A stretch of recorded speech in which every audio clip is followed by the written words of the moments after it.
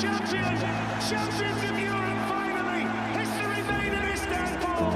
The treble complete! History makers! For the first time ever, an English club have won 4 titles in a row!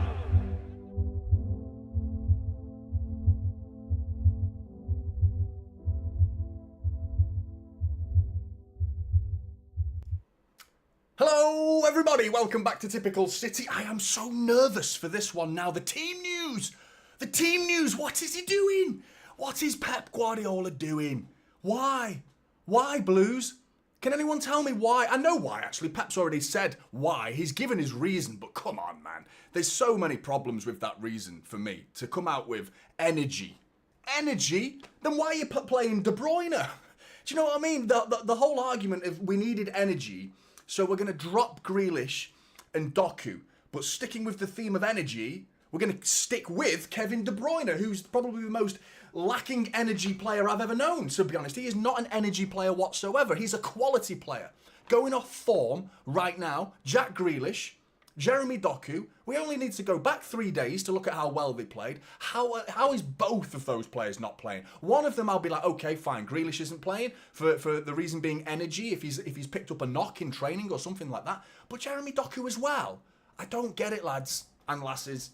Anyway, welcome everybody to the stream. Hope you're all having a wonderful day. City looking to brew a bit of a storm. A storm is cooking in the Premier League table, and literally one has prevented a football match from happening. So the pressure is on Liverpool now. I feel it depends on what psychological aspect you want to look at it, to be honest, because the game being called off between Liverpool and Everton, I think, advantage Manchester City and Arsenal and Chelsea and all the people chasing.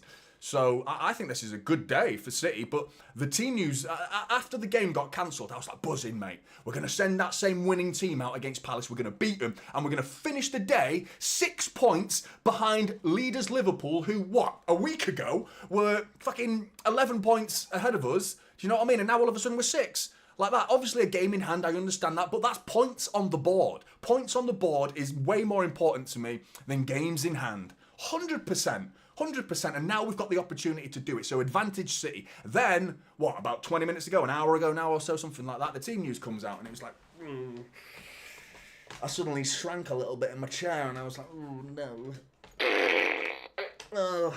It's not good. It's not, I don't know why he's done that. I love Pep, and it's always the caveat, isn't it? Because I think every City fan loves Pep Guardiola, but I mean, no Grealish and no Doku is crazy. It's crazy. I don't know what he's thinking with that lineup. I don't know what to say, Blues. Anyway, good to see so many of you in the chat.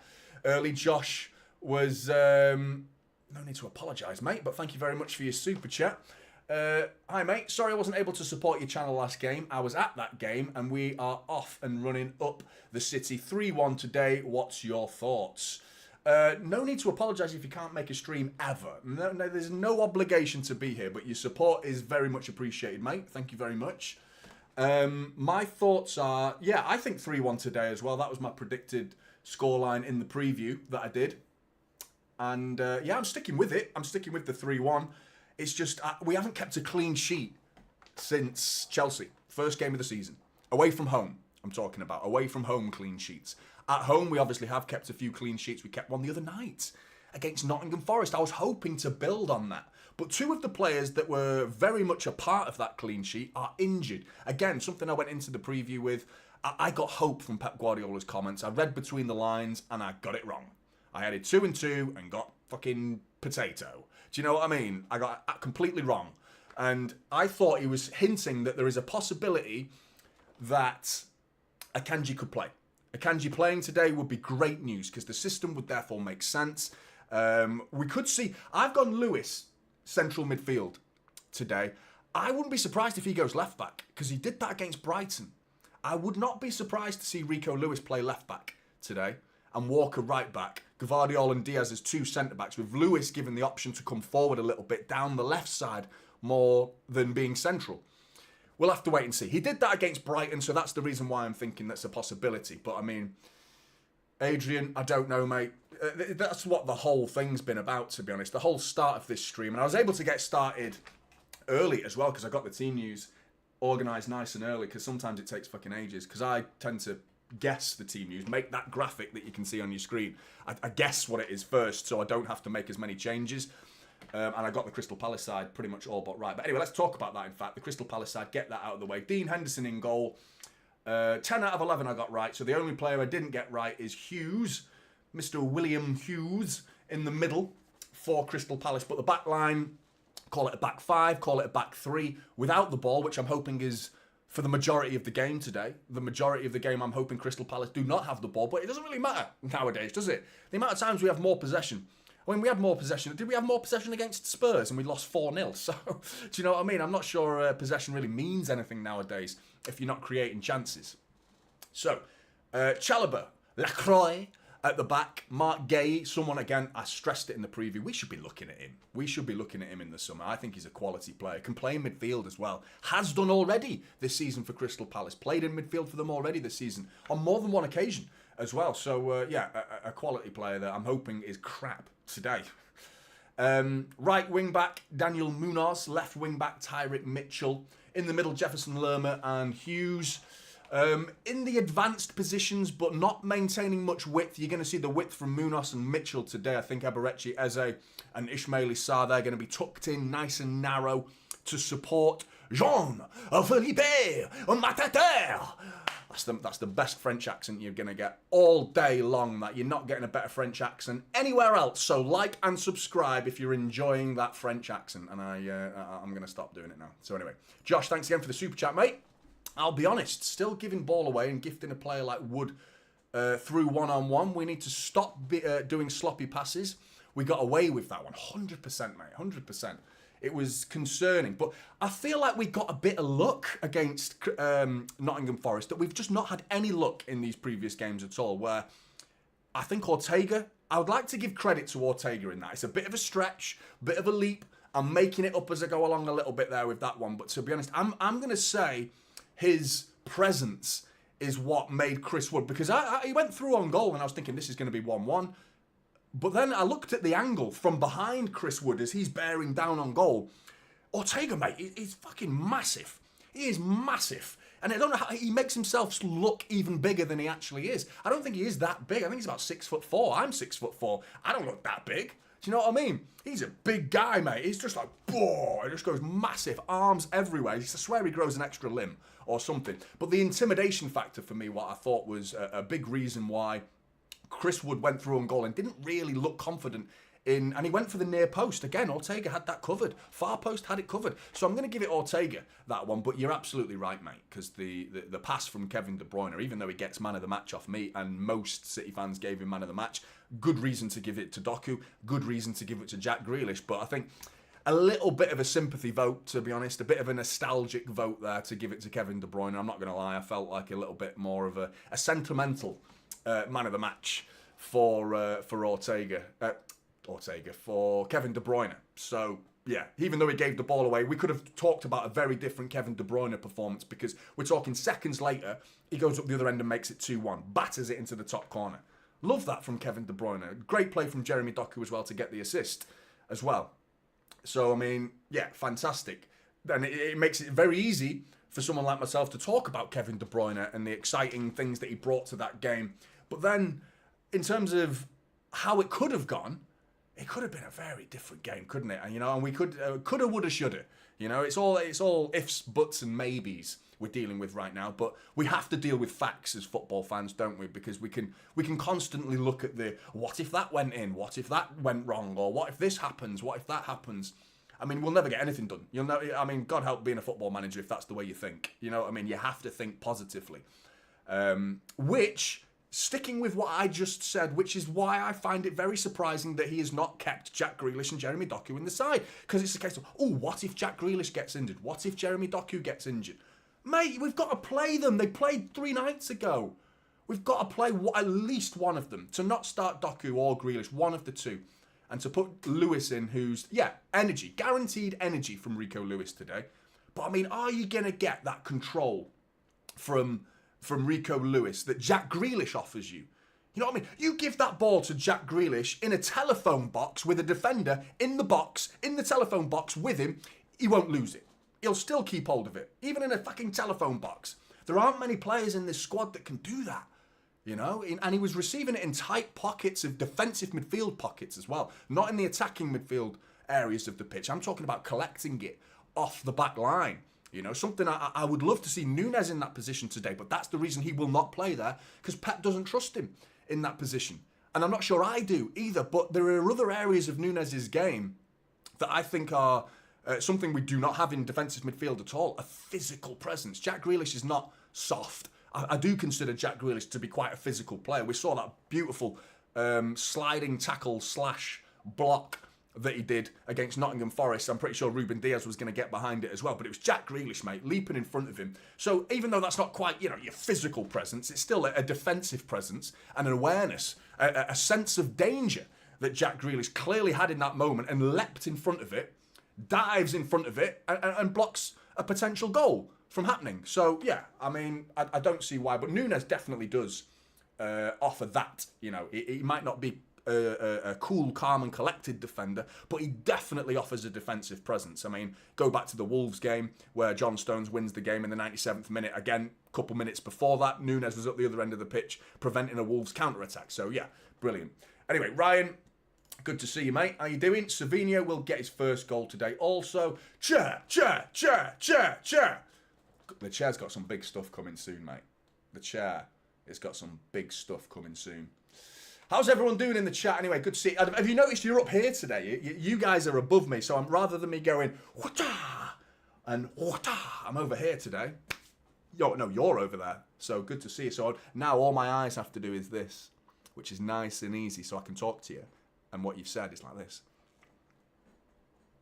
Good to see you. Anyway, who was in here nice and early? I know Church was in here nice and early as always.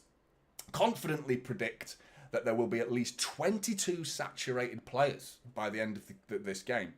0-3 to the unstoppable gargantuan blue juggernaut.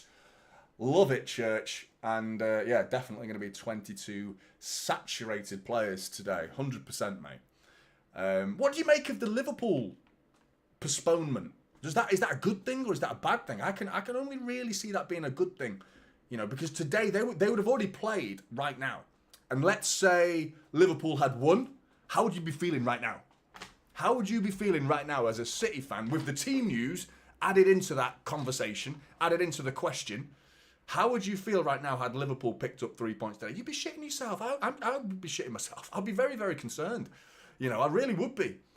But somehow, by the end of tonight, we could be 6 points off top in second place. Yes, I know, game in hand, but points on the board are points on the board. And I think that's a good thing. If it was the other way around, I would definitely find a way to spin it as an advantage for City if we were the ones who had a game postponed, because we've been in that situation before.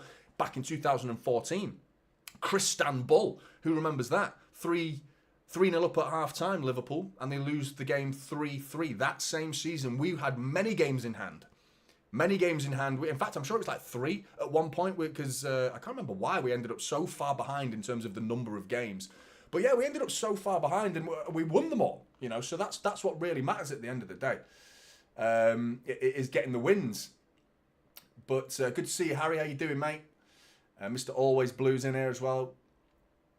Farrow, it means Poole has a game in hand now, though. 100%, mate, of course. But no points. It means they've got to win it now. Especially if we go and win today, Liverpool away at Everton. By the way, Everton, who are playing pretty well at the minute, they're scoring goals. They found a good vein of form.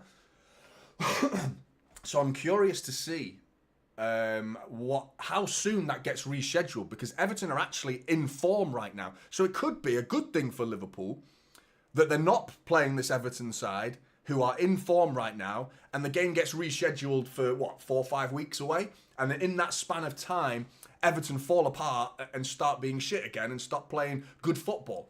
I mean, I say in form, you know what I mean? They are like, okay, but they're scoring goals, they're doing okay. They're better than they were, put it that way. They're definitely on the up rather than on the decline.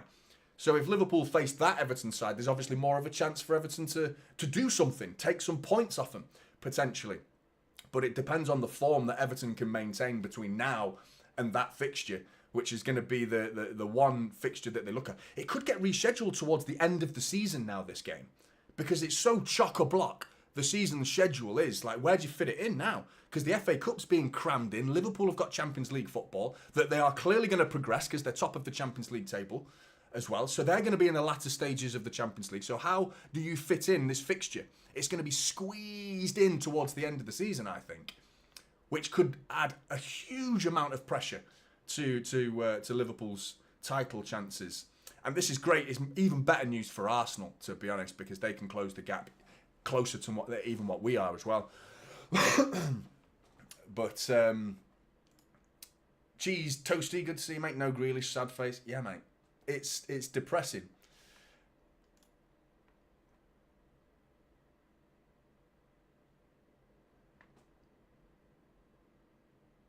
It's getting a bit weird, isn't it? It's getting a bit weird. This chat is getting pretty weird in this chat. Jan, good to see you, Jan. How you doing? With respect to Liverpool, we can only concentrate on ourselves. Still confident we can make it 5 in a row. Yeah, I mean, there's belief in there, but I mean, I got a load of shit actually for saying that it could happen. I still haven't changed my opinion that I don't think we will win the league. That's my opinion. I don't think we will. Nothing has changed. I'm not flip-flopping. I'm just saying the hope has gone up. My hope has gone up. There's a difference in my hope and belief. They're two different things for me. You know, I believe that we won't win the league, but the hope is growing. I'll give you that. The hope is definitely growing, and Liverpool opened a little door for City. So I'm excited to see what this game can bring now. But I'll give you the team news on the whole for City, which I've not done yet. I'm sure you already know it now. But Ortega, Walker, Diaz, and Gvardiol, I'm thinking they could be a back three. Rico Lewis and Gundogan I've gone for in defensive midfield. Savinho on the right, KDB. It's good to see Kevin De Bruyne though. So even though there's the bad news of no Grealish and no Doku, the man of the match, Kevin De Bruyne, is playing, which is a good thing. It has to be a good thing because I mean, imagine if he wasn't playing as well. It would be ridiculous. And Erling Haaland up top for Manchester City. Big up to Jeff. Need to say a big thank you. People being weird without you. Yeah, that's right, Jeff. People are already asking me to take my clothes off, mate.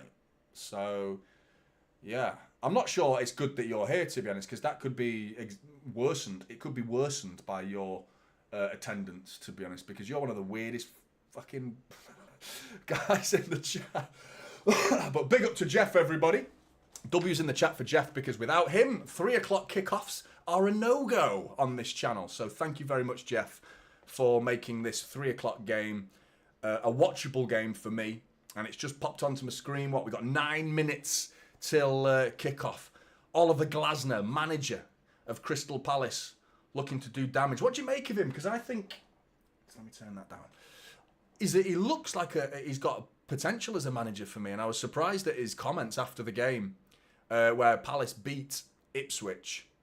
He said they were poor. You know, they won the game and they were poor. So I kind of like that. I like that sort of like fire in your belly, like no chilling out, no relaxing. The game's clearly going ahead as well, which is great news for City. But yeah, I also wanted to talk to people about Pep on the whole right now, because there's that video that went round that it seemed to go viral from, I can't remember where it came, but anyone who's not seen it, was just basically some scouse knobhead outside a hotel said, "Oh, you lost," and Pep turned and started to charge at him, wanting to fight him, and he had to be held back by people. Now, apparently that video actually took place after the FA Cup final last season, and has surfaced now as an attempt to stoke the fire. Do you know what I mean? Pour petrol on the fire, make City's situation worse. And what have I been saying since he did that? What have I been saying? People look for it, mate. This is why Pep's just... I loved his pre-match press conference for this game, for Palace. In the pre-match press conference, he basically said nothing. Okay? But he couldn't resist biting with Jose Mourinho either, could he? He's like, well, I've won 6 and he's won 3. I know for a fact there are some City fans that are going to be like, oh, it's just a bit of banter, mate. It's just joking. Well, it's not. It is, okay, fine. But the headlines are being continuously written now, and it's negative headlines around Manchester City.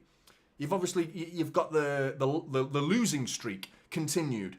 Putting your fingers up to the Liverpool fans, it makes it worse. It's the perfect picture. All the photographers, as soon as he did that, they're always looking for the perfect photo to capture an expression, something, a moment that's going to be headline material. As soon as Pep Guardiola went like that, you could hear the shutters of all the camera lenses go around Anfield. You could hear it from this seat.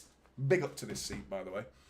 Do you know what I mean? It was obviously going to get grabbed and taken over all the media. And then it got worsened by the fact, well, yeah, Mourinho, because people said, that's like Mourinho what you did. Yeah, but Mourinho only won 3 titles, I won 6, and now Mourinho's bit back. Mourinho, the king of biting, the guy who can never resist getting involved in biting, and what's his career doing right now? Do you know what I mean? His temperament, his ability to ignore criticism and ignore the bait from these fans cost him his job. Do you know what I mean? He ended up losing his mind to the point where he's managing in the fucking Turkish league, mate. Do you know what I mean? You got to be careful. Don't go down the rabbit hole. Don't get caught up in this. It's all. I know there are City fans. Mate, he's just joking. He's just joking. It's banter. Yeah, it is banter, but until it's not banter, it clearly isn't with Pep. Pep does not banter at Anfield. You know, at the side of the he meant that. That was sarcastic, and it came from a place of bitterness. I guarantee it. And then obviously the video comes out and it just makes Pep look worse. And I think what he did in the pre-match press conference for the Palace game was good, where he just said nothing, basically. Just kept quiet, one-word answers. Be boring. Be boring, because City need this right now. We need to close the doors, get behind the scenes, stop letting people behind the curtain. Do you know what I mean? This is what they're doing. They're allowing people into the mindset of Pep Guardiola. That's what he's done. He's opened the door to criticism and media headlines. Shut that door again. Get behind closed doors. Cancel any media sort of appointments you've got. Just concentrate on the football. Get on with the game, you know? And then we can start seeing City back to some sort of normality where we're just winning consistently, you know? And this is the back-to-back game for it. Now, I know there's going to be people who disagree with me and think, like, why am I so arsed about Pep Guardiola interacting with the fans? And I mean, I like to think I've explained myself, and if you disagree, you disagree. But I think there's logic behind it, because, you know, as much as Manuel Pellegrini was not quite, you know, anywhere near the level of Pep Guardiola, that's one thing he never did. Do you know what I mean? There was no stories around Manchester City when Pellegrini was manager. There was no headlines. He was boring. He was very, very boring, Manuel Pellegrini, and I like that. Do you know what I mean? As a manager, you don't want these headlines. There's Kyle Walker. The players are on the way out. Anyway, what are your predictions, Blues?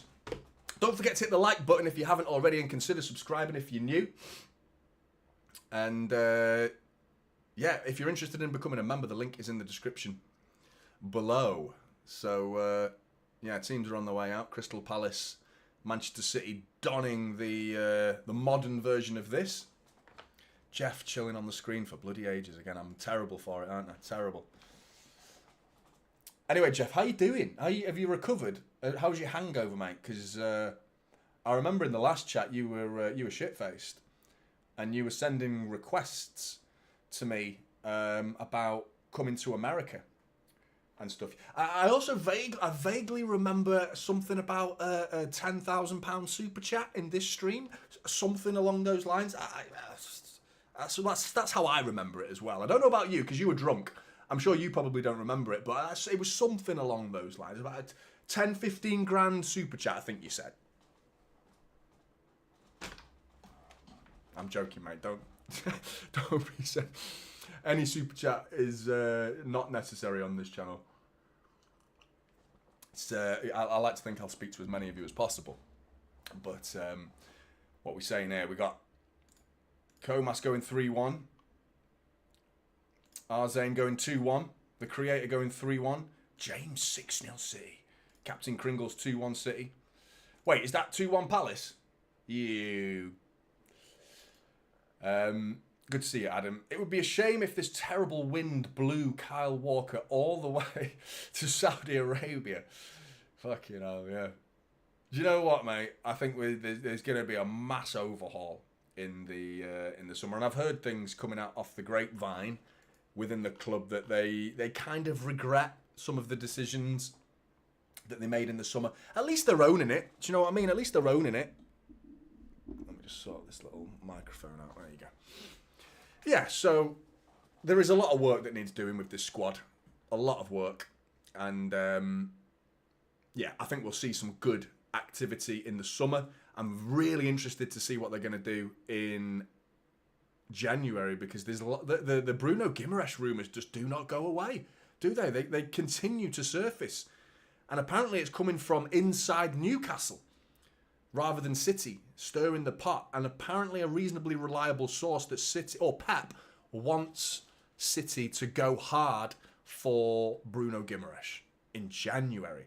I think that's nearly an impossible signature. Nearly an impossible, because Newcastle have already gone past. We missed the window. It would be quite an embarrassing transfer, actually, because we missed the release clause, didn't we? The release clause went, and it came and went at the end of last summer. That's disappeared, so now they can charge what they want.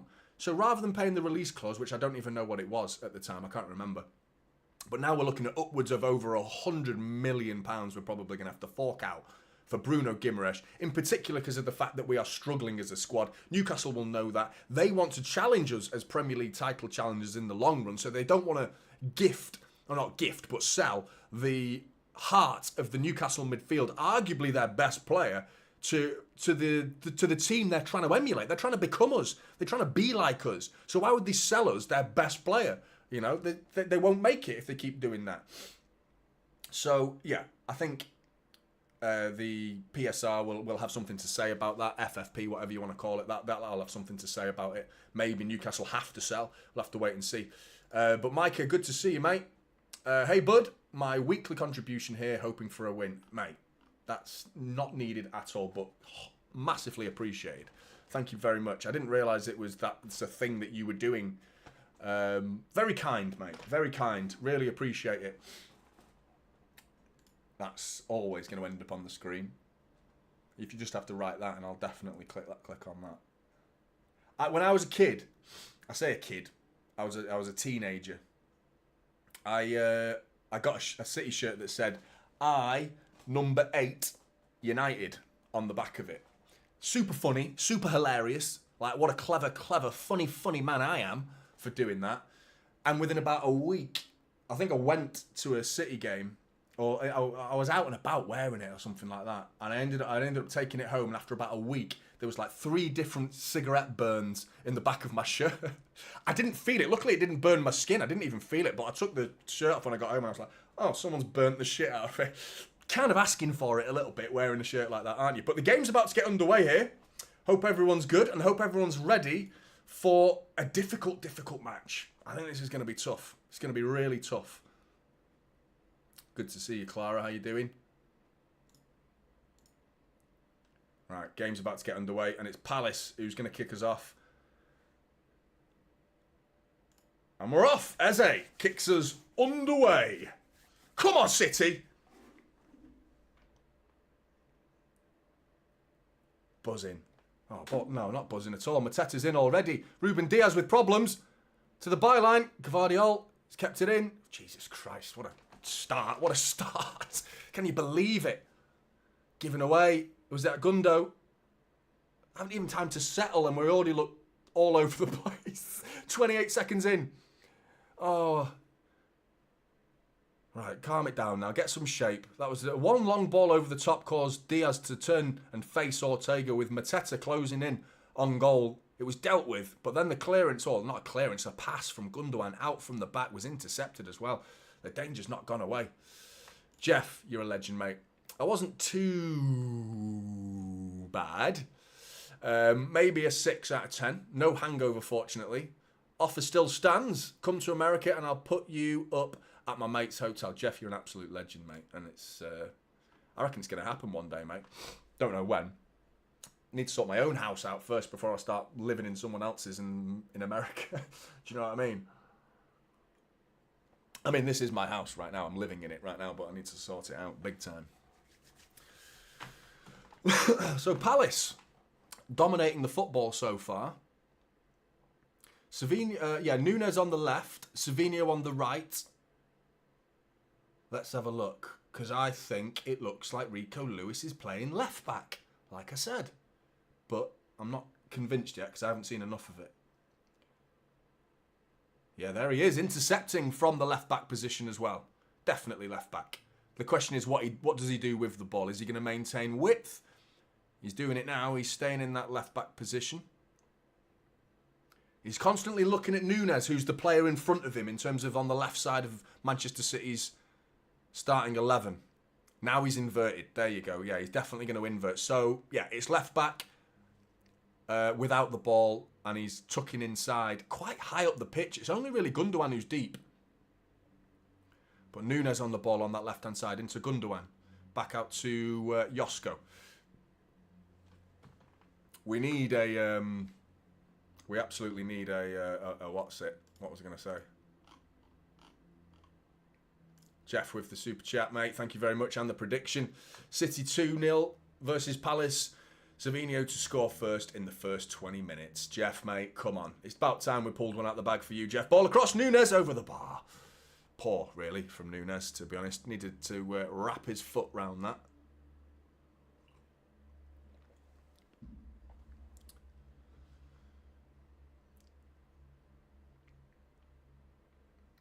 Both Pep and Oliver Glasner are pointing and gesturing as to what to do. I think we need to see what he does in the Bundesliga, really. And I mean, I'm talking 2 years at least. I think he needs to be at Bayern Munich for the duration of Pep's contract to even consider him. Because, yeah, I feel like... Yeah, I feel like we might... there's a possibility for it. I just want to see what he's capable of. But Palace are holding the ball up pretty well, eh? Hughes picks it up. Ball over the outside. Munoz drives. Oh, fuck off. No way. It's 1-0 Palace. It's 1-0 Palace already. I don't believe the start. No, I'm looking at you, Ortega, mate, because you got a big hand on that. He got a big hand on that. I'm hoping there's an offside in there. But we're 1-0 down in fucking 4 minutes. City are back, everybody.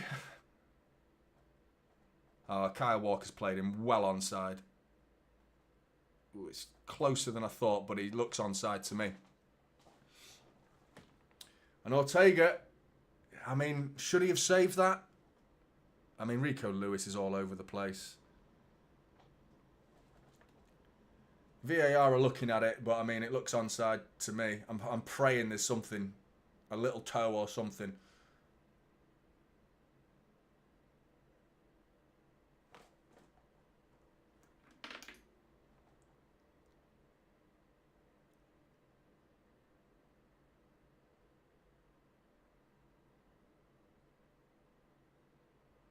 Yeah, 1-0. Unbelievable.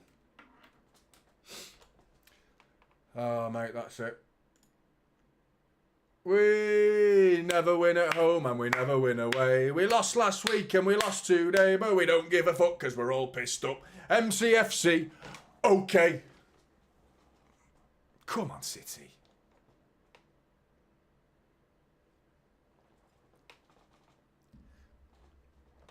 Oh, mate. It was just carved open. Again, very high line from City. Cut through, a nice through ball there from Will Hughes. And Daniel Munoz in acres of space down that right-hand side. Looking at you, Rico Lewis, who was a little bit out of shape there, to be honest. So disappointing, mate, watching City at the minute. 3-0 up against... 3-0 win against Forest. You're thinking, have we turned the corner? And it's why I didn't say we're back. Because the one game doesn't prove anything. You've got to pile in a list of wins before you can start saying we're back. You needed to get back-to-back wins, and we're not even doing that at the minute. I mean, long way to go. City could still turn this around. We went 1-0 down against Crystal Palace last season as well at Selhurst Park, and we ended up winning the game 4-2. And it was the man who's on the pitch today, thankfully, Kevin De Bruyne. But you're immediately... you've given yourself a problem here, Pep, because everyone is going to highlight the fact that you chose to not play. Oh, ball across Haaland! Oh, and it's saved by Henderson. What a save as well. What a ball. What a ball from Kevin De Bruyne. Haaland just uses his strength to get in front of Chalobah, I think it is. Yeah. Beautiful. And you think, oh, and he saved it with his head. He saved it with his head. He's lucky. It's just luck. He didn't mean to save it with his head. Can't believe it, man. Should be 1-1. It should be 1-1. That goes in, we're winning this game, I'm telling you, because it would kill the atmosphere. Dean Henderson pretending he's died because he's taken a football to the head. You know what I mean? He's still on the floor, mate. He got the game stopped. You know what I mean? Oh, the ball's hit me in the head, so I've got to stay down. Cheating bastard. Kevin De Bruyne with a beautiful ball, though. It really was, G. Great ball.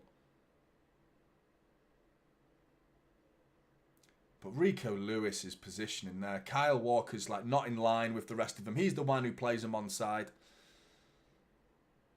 Fucking shite defensive shape again. It really was. Rico Lewis and Kyle Walker between them.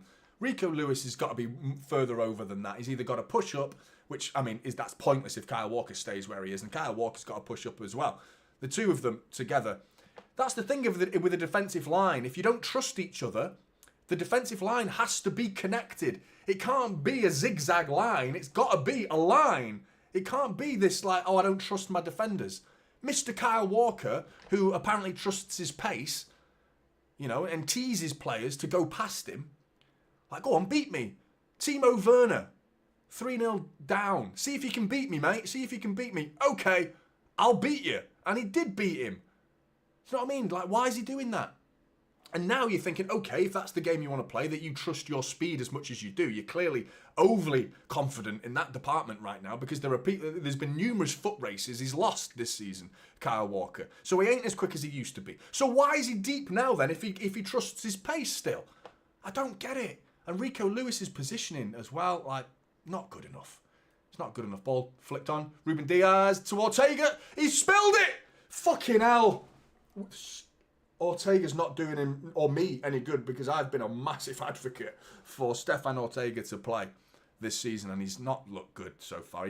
I think he should have saved that shot as well. Something I've not mentioned as well. I think he should have saved that first one because he got a big hand to it and it just went under his arm and into the back of the net. Then Ruben Diaz nods it back to Stefan Ortega and he gets it in his hands, but he spills it and then has to dive on it to prevent another goal for Crystal Palace.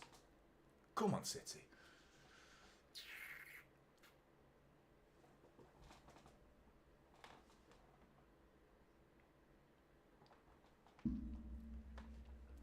It's madness, this. It's absolute madness. The thing is, I mean, you've seen it already. Look, Devious, where are you, mate? I saw you say it. There you go. That's the thing. It's like, mate, that's the most obvious statement ever. And I agree with it. Do you know what I mean? Sometimes things in life don't need to be so clever and calculated and overthought. Just play, especially in times of adversity like this. You play your best players. Do you know what I mean? I'm not bothered. I don't think this is a game where Pep's reasoning, by the way, is energy. Those are the words that he used as a reason. The interviewer asked, why are you playing Rico Lewis and Mateus Nunes instead of Jack Grealish and Doku? And Savinho's obviously come on as well as a result. Why? And he said, because of energy. He did say Jack Grealish had a couple of knocks, so okay. But again, he's on the bench, so wouldn't you rather start these players and take them off the other way? Do you know what I mean? If they're only capable of 45 minutes, then I'd rather it be the first 45 minutes. Why has it got to be recovery situation where we play players that are not up to the standard of confidence, do you know what I mean, that we need? You know, the two key players to our victory against Forest were Jack Grealish and Jeremy Doku. They're two players that are going to be oozing with confidence. And instead, you put on Savinho, who hasn't scored a Premier League goal yet. Nunes, who's just constantly in and out and looks like he's mixed bag, to be honest. And Rico Lewis, whose form has just very steadily declined throughout the season. You know, I'm glad to see Kevin De Bruyne, and there's the man himself playing in Nunes, ball across the face of goal. Haaland wasn't in there. Savinho's picked up the loose pieces, though. 11 minutes in, we can still turn this round. Ball to the edge of the area. Gundogan! Shots blocked. Looked like it was on target as well, but City doing all right here. Last couple of minutes has been good football from City. keeping the ball at least. Ruben Diaz, Josko Gvardiol. Rico now with a little bit of space in front of him to run forward. Gets it out to Mateus Nunes. Nunes with the right foot. Crosses poor, deflected up in the air, but we get a corner. Come on, City. Gutted, mate. Absolutely gutted to be 1-0 down already. I can't believe it. Can't believe it. People tuning in when we're bloody losing. Typical. Typical. Well, no one was here. There wasn't that many people here when it was 0-0. Everyone's like, oh, City are losing. City are losing. Fuck off.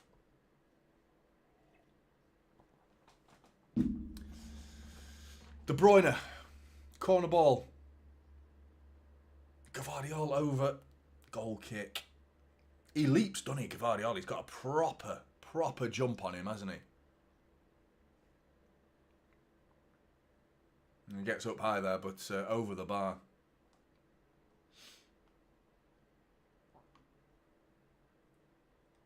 If that Haaland one-on-one goes in again, I think that changes the whole dynamic of the game. I feel like we'd probably go on to win it, but I remember against Crystal Palace last season in the 4-2 win, when we went 1-0 down, we got a goal back pretty quickly from Kevin De Bruyne, and it was just battered into the top corner.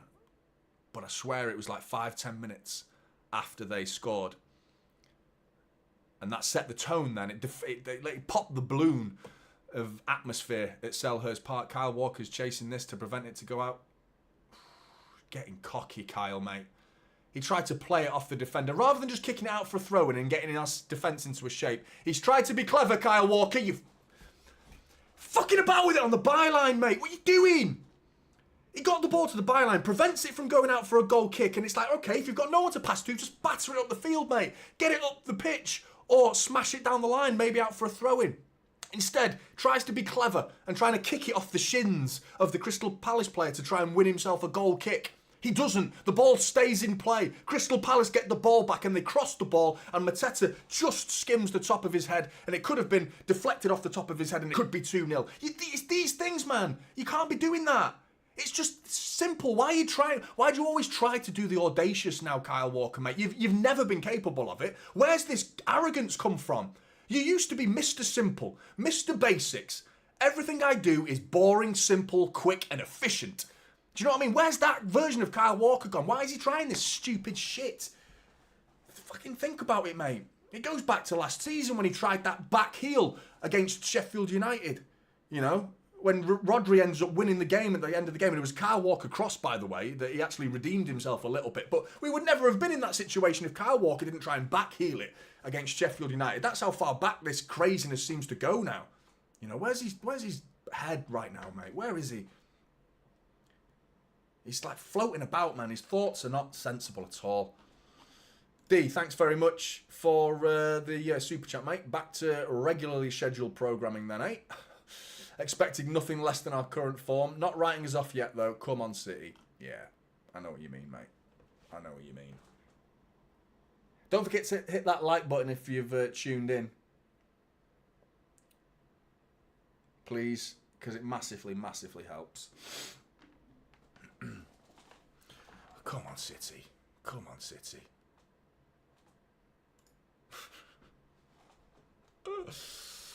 Yeah, so true. That is so true. Come on.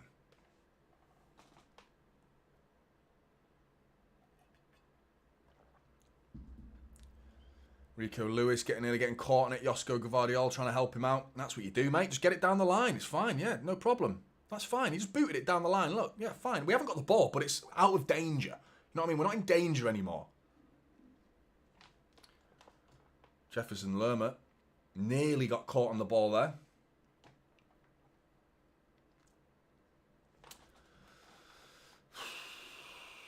Can't believe we're in this situation again, mate. I can't believe it.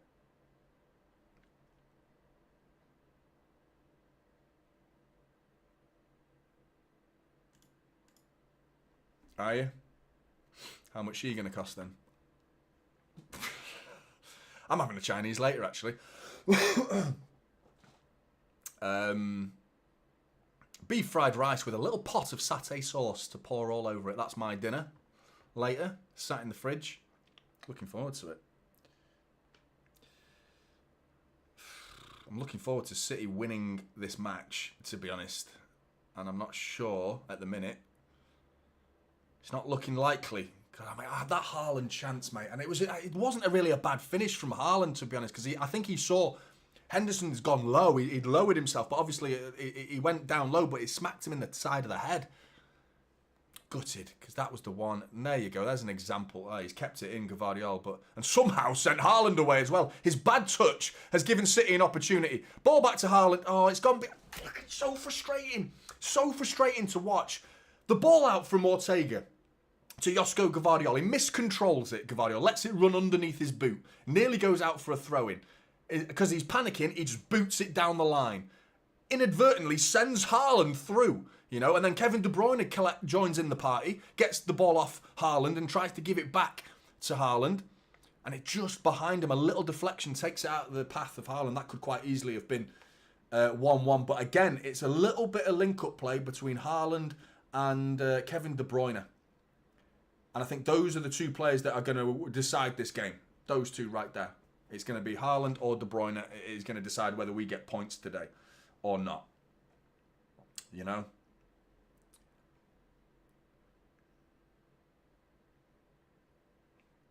Come on, City.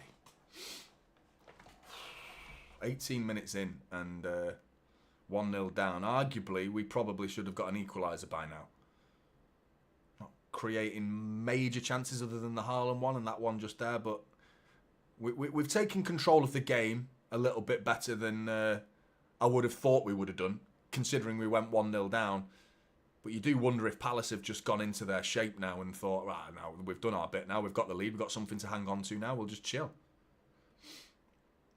Guys, make sure you're hitting that like button. Thanks very much for tuning into Typical City, everybody. Hope you're all enjoying the stream and the game. If you're not a City fan, you probably are. Oh, fucking hell. Ruben Diaz has just booted the ball right into the bollocks of Ilkay Gundogan. And away come Crystal Palace. Out to Eze. Kyle Walker one-on-one with Eze. He's beat him. Ball across. And Ruben Diaz sends it out for a corner. Just what are we doing? What are we doing?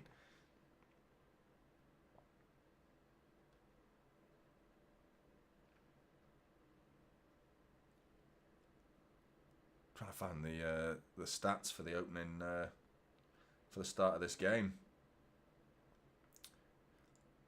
But Palace's first corner of the game.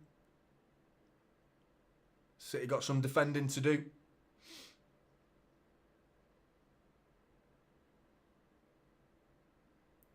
Ball in.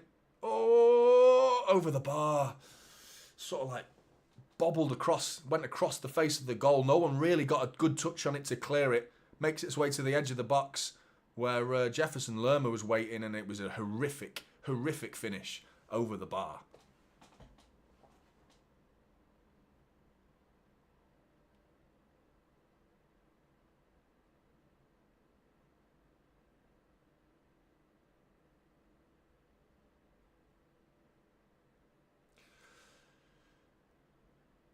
We're going quite long to Haaland, you know. A lot of the times we have gone long and tried to force the situation. It's we've managed to do something with it. So I don't see the problem in trying to be a little bit more direct.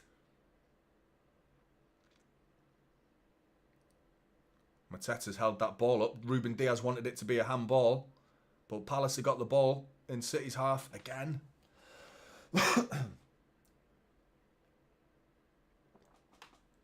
Tyrick Mitchell coming down the left. Gets it into Eze. Mark Gay.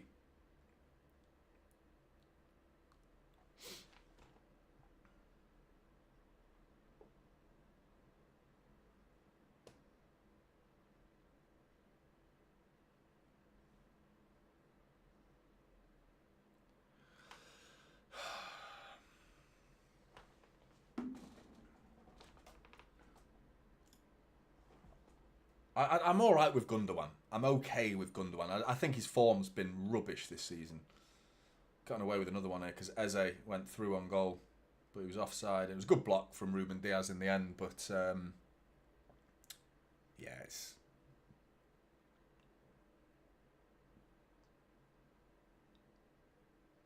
Imagine not winning this.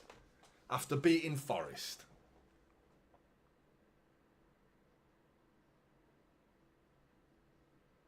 Palace. Not a difficult game. It shouldn't be. We should be winning this game, let's be honest. And the fact that Liverpool's game's been postponed, what a wasted opportunity this will be.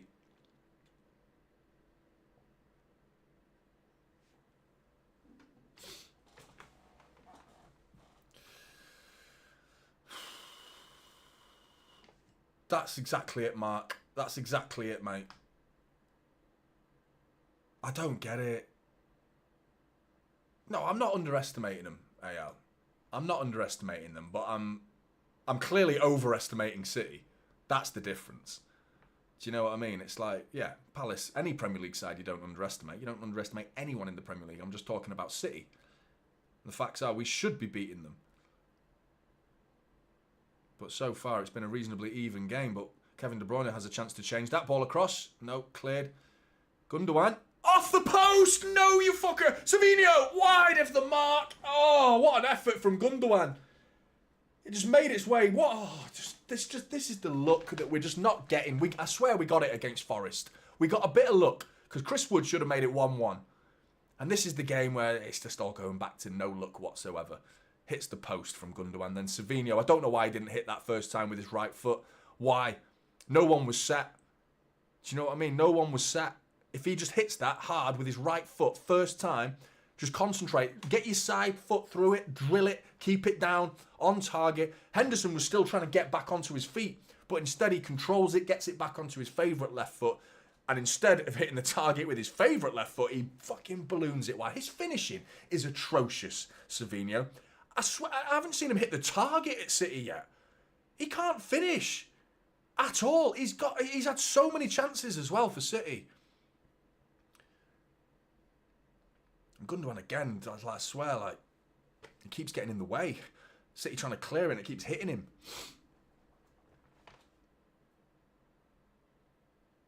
Gutted. Absolutely gutted. We definitely should have had a goal in this game now.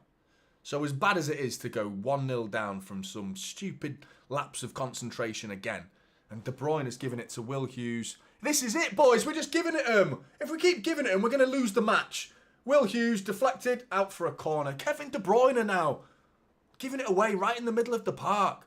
And a little shot there of De Bruyne going, fuck. So as much as you're hearing me bitching and moaning, they're moaning at themselves. Do you know what I mean? So they're aware of it. But it's not good enough. There's too many mistakes. And of all people, Kevin De Bruyne giving it away in such a dangerous position. And this is why teams don't press us anymore. Why press the team that gives it to you? Do you know what I mean? Just wait. Just wait. They'll give it you. Eze with the corner. Near post. Cleared by Kevin De Bruyne. Up in the air. Bobbling around and don't deal with it. 50-50 balls are just being won by Palace there. Should not be happening.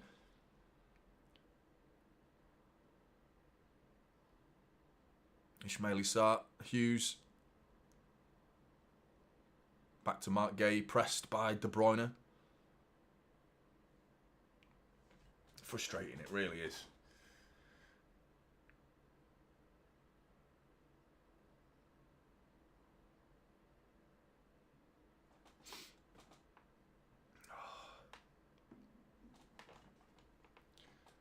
Ball all the way over the top. Ortega picks it up. Adney, thank you very much for becoming a typical City supporter. Really appreciate the support, mate. Really do.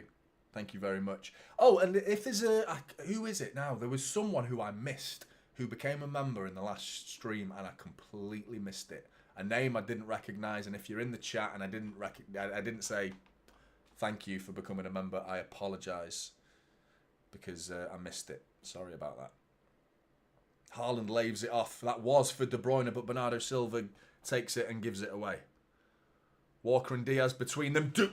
Shite defending. Shite. Ruben Diaz strong in the end. Strong in the end. But between the two of them, yeah, Ruben Diaz is he's bollocking Kyle Walker there. He's bollocking him. And he did that. It was like, talk, mate, communicate. Ball was bouncing. Rule number 1 as a defender. Do not let it bounce if you have the opportunity to stop it from bouncing. Don't let it bounce. Because that gives the opportunity for the forward to step in, use their body and get in the way of the ball. Kyle Walker just watching this ball and then Ruben Diaz between them just looking at each other like, oh, so shall I deal with it or shall you deal with it? One of you deal with it. Just one of you take control. Show some fucking balls, man, and take control of the situation. And eventually Ruben Diaz did. But looking at the way that panned out, then you're thinking Kyle Walker's got to take control of that situation. Ruben Diaz bollocked him after it, so fair play. And Ruben Diaz was strong eventually. But it's these little moments that it's just like, where is the concentration from these City players at the minute? Gutted, mate. I really thought we were doing some serious damage to the Liverpool title race this season. But this, so far, it's just carried on, isn't it? Nothing's really changed. That's a foul throw, is it not, ref? No. Mateta's well up for the fight as well today. Bernardo Silva, what are you doing, mate? And Kyle Walker using his speed to keep it in from going out for a throw-in as Bernardo Silva plays a 30-yard pass down the line to nobody, towards our own corner flag. This is the thing. These are the things that it's just becoming laughable now, isn't it? Like, what are we playing at? Rico Lewis giving it away, but gets it back. Gives it away. Well done. No, I say well done. No, he's giving it away. Sarr across the face of goal. Mateta lays it off. Jefferson Lerma. What a block from Ruben Diaz. What a block from Ruben Diaz. Fucking hell. What a bit of defending that was from Ruben Diaz. But the rest of you, hang your heads. Hang your heads. Because Ruben Diaz is making you look like a good defence right now. But you're all over the place. Rico Lewis on the left side there. No, where was Gvardiol in all of that? You know, and then the block in the middle from Ruben Diaz, goal-saving block from Ruben Diaz prevents it from being 2-0. Where are they? What are we doing, mate? What are we doing? Fucking all over the place, lads. Don't forget to hit the like button. On your way in, if you've just joined. Subscribe if you're new. This has been a very strange performance from City in some departments. I mean, De Bruyne, one terrible pass, but his overall contribution to the game has been mostly positive. Trying to get Haaland involved. Ruben Diaz has prevented the game from being embarrassing. I mean, any other players you want to talk positively about? I'm struggling, to be honest. I think Savinho's not really been involved, but when he has, he could have done better. I think Rico's been poor. Walker's been poor. Nunes has been anonymous, but here he is, crossing the ball into the box for Haaland! Goal! Mateus Nunes with a wonderful cross. Haaland just makes it look easy. Doesn't even need to jump. Straight onto the forehead of Erling Haaland, who nods it into that top corner. Manchester City are back in the game. Come on, City. Come on, City. Nothing stupid now. Nothing stupid. You've got the opportunity to win this game now. Come on, Blues. Come on, City. Nunes, what a cross that is. And what a header from Erling Haaland. Oh, I love that. Mark Gay just got bullied at the back post by Erling Haaland there. So, terrible defending. Mark Gay. Manchester City should not be looking at Mark Gay. Offside. Fuck off, man. Who's offside? Please.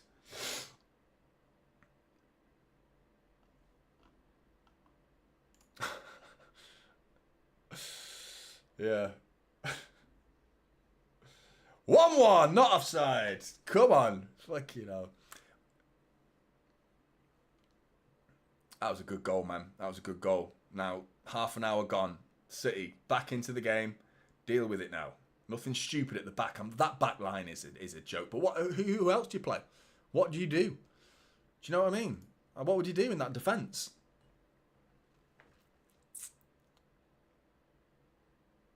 Akanji would have made the world of difference. Walker into Savinho. It was a good ball from Walker. Savinho's touch was poor. And then he slide tackles and then he could be getting a yellow here.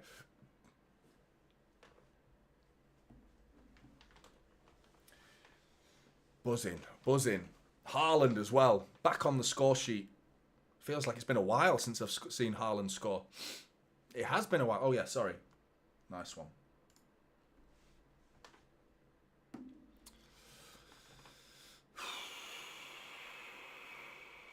Again, one of these days, man. One of these days, I'm going to get through a stream without needing anyone's help. One of these days.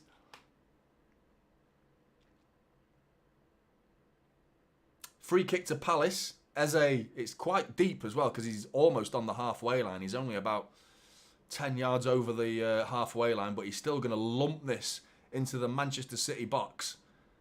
Something to defend here. Ruben Diaz is getting underneath it, but no one does, and it trickles out for a goal kick. And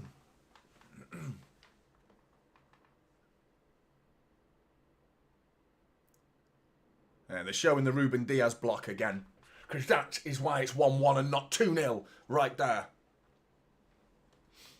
Ruben Diaz, mate. Absolutely loved that. Loved it. But he's going to have to do more of that. There's going to be plenty more opportunities to defend for Ruben Diaz today with the way this game's going. Núñez with a good run there, but Lewis didn't see it at all. So he had to pull back.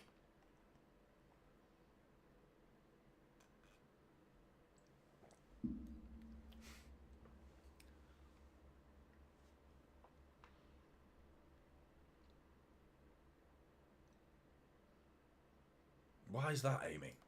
I mean, I think it should be 2-2, to be honest, if you want to start counting chances. Haaland's chance, you know, that was saved by the ear of Henderson, smacked into the side of his head, that should have been 1-1. That chance there for Sarr should have been 2-1 to Palace. And then our goal. So I'd say 2-2 is a fair result. Don't know where you're getting the third goal for Palace from, but...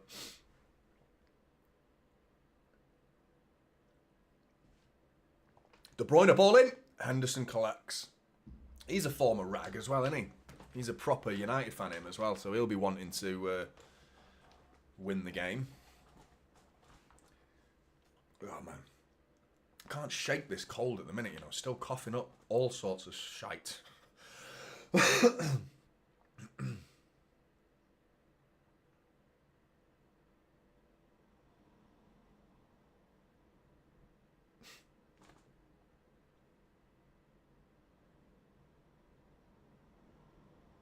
Long ball over the top. Fucking hell, I can hear it. The wind outside. I'm not sure that's being picked up on the microphone, but yeah, it's blowing a gale. My area is like notorious for power cuts as well when it's a storm. So if I suddenly disappear, it's probably because like a pylon has fallen over or something like that.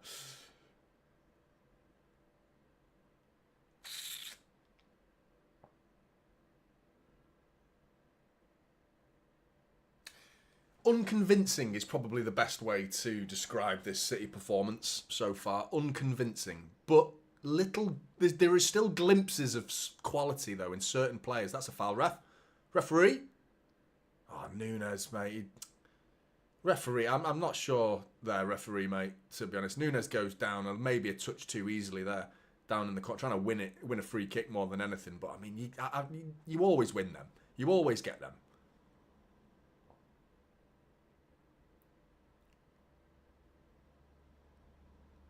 Half-time, Jeremy Doku, Jack Grealish, get them on. We win this game. The thing, where do you play Jack Grealish? Who do you take off? You take off Rico Lewis, because Rico Lewis is playing left-back. Left-back when we don't have the ball, and which is actually quite a lot. Look at him now, right now, if you're watching exactly the same moment as me. Look where he is. You want Jack Grealish to play there? Nah, that's not happening. That's not happening. As much as I want to see Jack Grealish on this pitch, that's not where I want to see Jack Grealish playing left back, to be honest. I mean, arguably, I would... I mean, is Bernardo Silva? He's done it before. Played left back. He's done it more than once, Bernardo Silva. So you could put him at left back and put Jack Grealish into Bernardo Silva's position right now, which is... Bernardo Silva seems to be a free spirit, and he's barely touched the ball in this game, Bernardo Silva. I thought he had a brilliant game against Forest. Really good game. But he's not really done anything in this game, Bernardo Silva. So I mean, Rico Lewis is a right-footed defender, if you can call him a defender, playing left-back. Whereas Bernardo Silva's at least a left-footed player playing on the left side.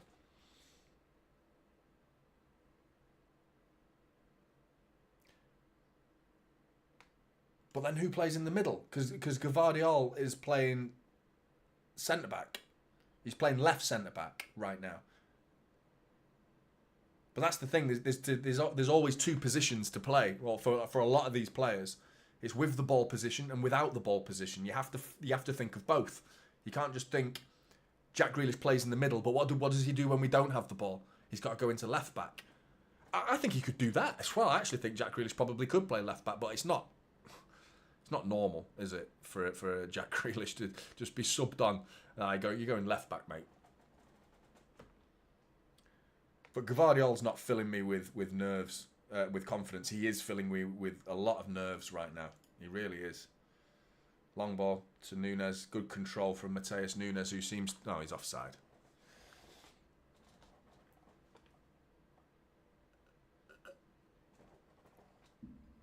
Come on, City.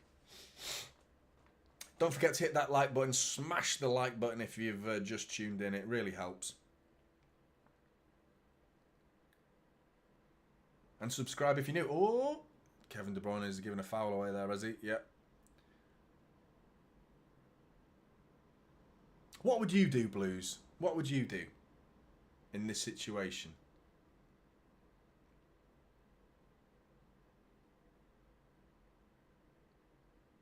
Because we talk about Doku. I would Savinho, this is an opportunity to impress. He's currently failing at doing that, in all honesty. Jeremy Doku comes on. I think that would be for Savinho, to be honest. I think a straight swap. Then what? It's tough. There he is. Savinho closing. Good press from City. Kyle Walker come flying out of his position. Down in that right. But he had to, because the whole team was pressing. He had to come out of his position. And we've won the ball back. Nunes got the ball. Rico Lewis going away from goal, though. City trying to get back into a possession shape, so we can start pinging it around the pitch a little bit. Gundogan now. Ruben Diaz.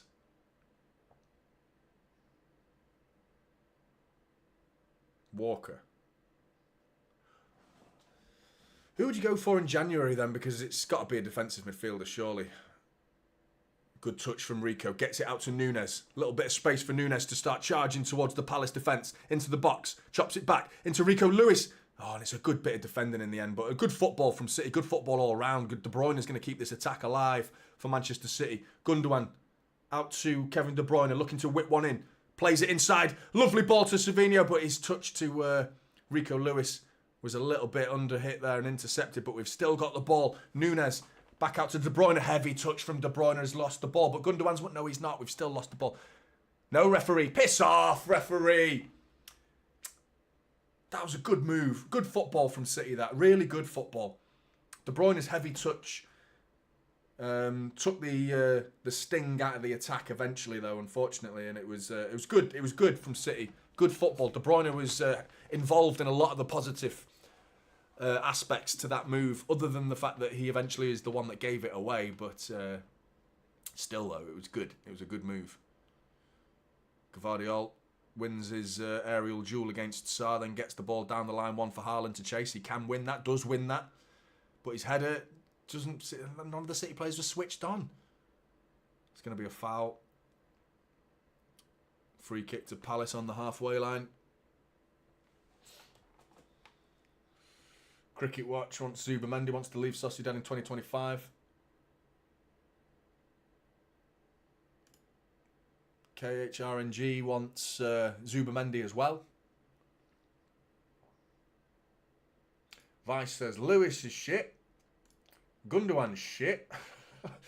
Is there anyone else? I can't help it, mate. I'm streaming. Normally, I'm watching the game from satellite TV, but this is being streamed, so I'm definitely going to be behind, unfortunately. Can't be helped.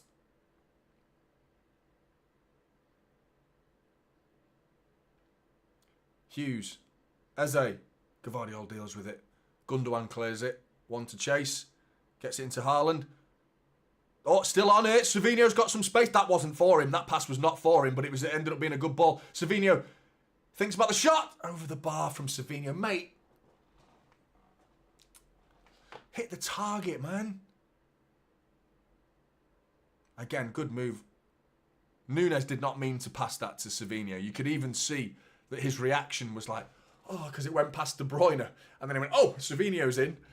But still, it was ended up being a good counter-attack. But Savinho's effort, he's got to keep it down. He's got to keep it down.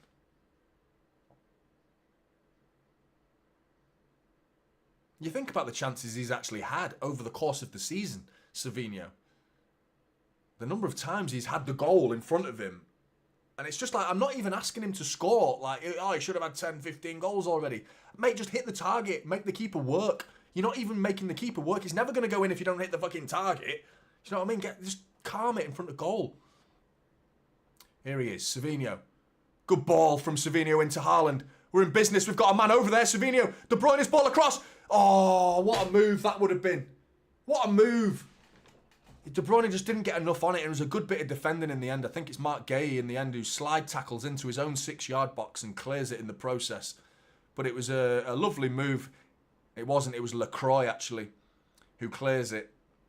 But, I mean, if he wasn't there, that's 2-1 Manchester City. Eze with a lovely flick down the line to Tyrick Mitchell, who pokes it forward. One for Gvardiol to deal with. And he doesn't. No, he's not. He's giving it away to Daniel Munoz. Nunes gets back and slows him down and makes him go the other way. Gets it back to Will Hughes, but the danger's not gone for Manchester City. I'm thinking 1-1 at half-time is not a bad result, considering how it's gone. You know, I think it's a fair result, in all honesty, because I feel like we've been poor but good in so many different ways. Like, defensively, it's just shocking at times. Just terrified. We look nervous, but going for... Oh, Haaland's in! That's a foul, referee! No, Haaland's not even asking for it. But he went through on goal there, Haaland, and he just suddenly went down to his knees. But I think it could be a slip more than anything, because he wasn't complaining, wasn't asking for a foul. Because, I mean, if that was a foul, it's a red card, because he was going to be through on goal.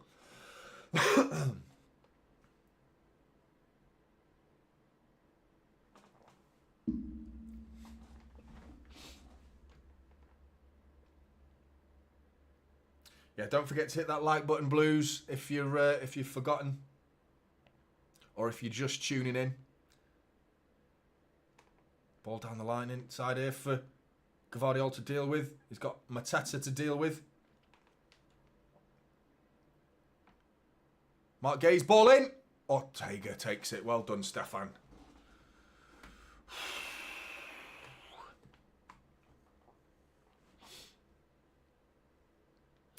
You know what, we have tended to get quite a good number of goals from our wingers in the past, haven't we? But you're absolutely right. The wingers that we've signed not really being the G&A merchants that we want them to be. Because that's the thing, you can't start depending on Erling Haaland, you know what I mean, to score all our goals. And it was so good to see 3 different goal scorers against Nottingham Forest, and none of them were Erling Haaland, and I think that's great. I'm really pleased about that, because it shows that we've got goals in our side from other players that aren't called Erling Haaland. You know, Kevin De Bruyne had a big say in that. Kyle Walker's ball down the line, given away. Out for a throw into City, though. But you're right, you think of Jeremy Doku, doesn't get enough goals and assists, doesn't get enough time on the pitch, to be honest, Jeremy Doku. He spent a lot of time injured now. He's quietly actually quite an injury-prone player. You know, I'm gutted at how much we haven't seen of him. You know, he's never done like 10 games in a row. You know what I mean? I feel like he should be playing at least 5 or 6 games in a row. The same can be said about Savinho, but he's raw. He's fresh, just joined. He gets the first... Kyle Walker nearly gave it away then. He gets the first season as an excuse, doesn't he? Because everyone struggles at City in the first season. Well, not everybody, but most do. But yeah, you're looking at Jack Grealish. He's never been goals and assists man, has he? Never. But I'm starting to think of forgetting him as a winger. He's not a winger. But exactly. You think of those two, and just as I was getting to that point, mate, that's where I was heading with this point. Those two, goals, mate. Goals and assists in abundance from those two. You know? Gundogan. Edge of the area to Savinho. And it's given away. Ruben Diaz, he's got a battle on his hands. Mateta, he's roughing him up, to be honest. Ruben Diaz is enjoying the fight, though. I'm enjoying watching Ruben Diaz and Mateta have a fight. You're just hoping that he wins his duels, because anytime Mateta wins the duel against Diaz, the rest of them, the defenders outside of him, don't look like they can handle him. You know, if you need Gvardiol or Walker to step in and help you out, well, good luck with that, mate, because those two don't look at it at all today. You can add Rico Lewis to that list as well, but Ruben Diaz, he looks up for the fight with Mateta. And in that spell, when we were out of losing game after game, Ruben Diaz was a big miss in all that. Ruben Diaz clears it. Does he? No. Gundogan takes it back into the penalty area, but eventually with the left foot, dinks it down the line. And Haaland gets on, it bounces over everybody's head, and Will Hughes eventually just hooks it back towards City's goal. 3 minutes of injury time's been added on, and we're about to enter the final minute, but here come Palace. Again, Ruben Diaz with a block to keep the score at 1-1.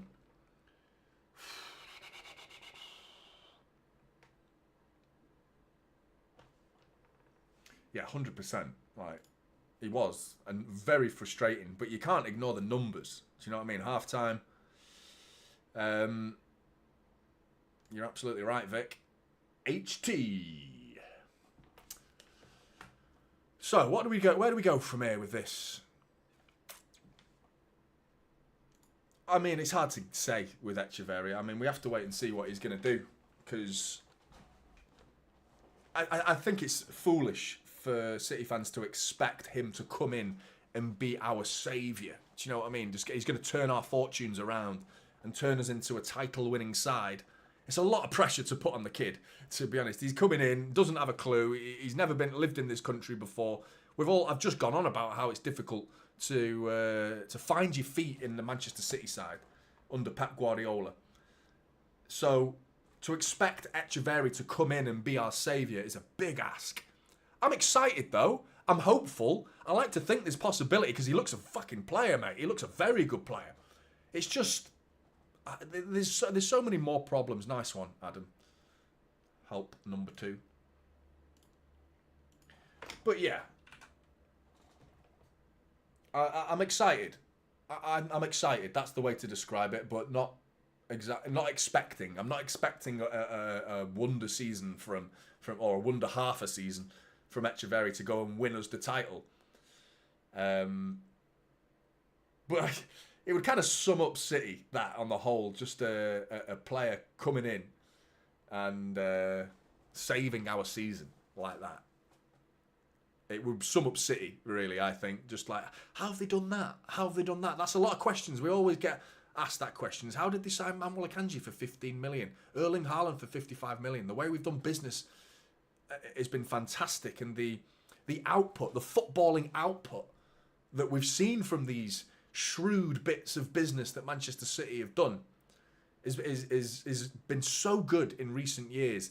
But those attempts to squeeze every drop out of every player that we sign, and squeeze every penny pinch a little bit penny pinching from City at times, you know, refusing to pay that extra bit of money to get rid of that image, because everyone has that image of City just buy what they want. We don't buy what we want at all. The amount of deals that we've been £5-10 million away. Virgil van Dijk, we nearly bought him. You know, we nearly bought Declan Rice, but we didn't want to spend that extra bit of money. You know, and I mean, you think about, imagine this side with Virgil van Dijk and Declan Rice in it. Do you know what I mean? Imagine the titles we'd have won then. Like, imagine all the trophies we'd have won. It'd been unbelievable. But the facts are that City tried to squeeze all of the deal out of it, the best deal we can possibly get. Josko Gvardiol was a prime example of. I heard before I started making proper content on this channel, I was keeping an eye on the scene, what people were saying in terms of the comments, you guys, and most people were saying, just pay it. They want 100 million. They want 90 million. Just pay it. It's not my money. It's not my money. Those are the statements I'm hearing. But we ended up squeezing, what was it, 75 million for Josko Gvardiol in the end. That's been a great bit of business. Obviously, he's not playing very well at the minute, but I think he's going to be a superb player for Manchester City. And thanks to him, I think we could have a solid player in that defence for Manchester City. And we got him at a reasonable price and less than we were being rumoured to spend.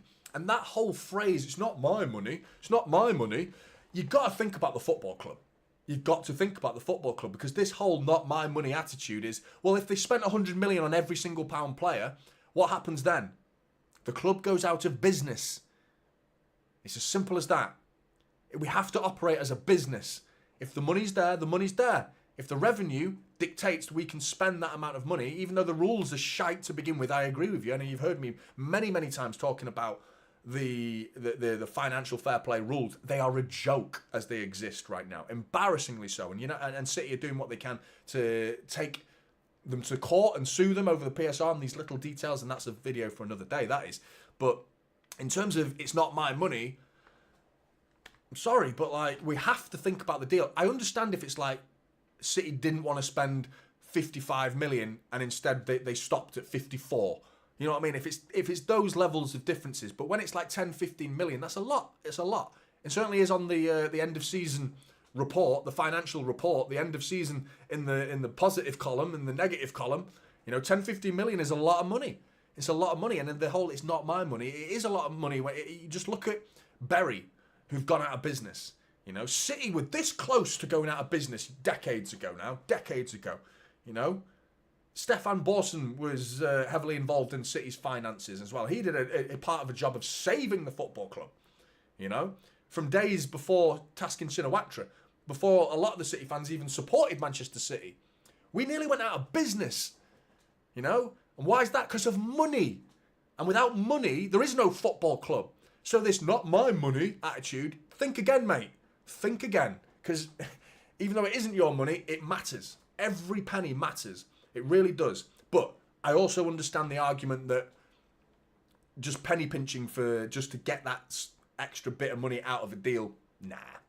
I don't think it's worth it sometimes to be as, anal about it. Do you know what I mean? Like, let's just get the player, because eventually some of the difference in price that you're arguing about could be won and could pay for itself by winning a trophy thanks to that player. Do you know what I mean? Like, certain players can be the difference in silverware, and then you're getting more money back as a result. So, swings and roundabouts. You're absolutely right. No, it's not.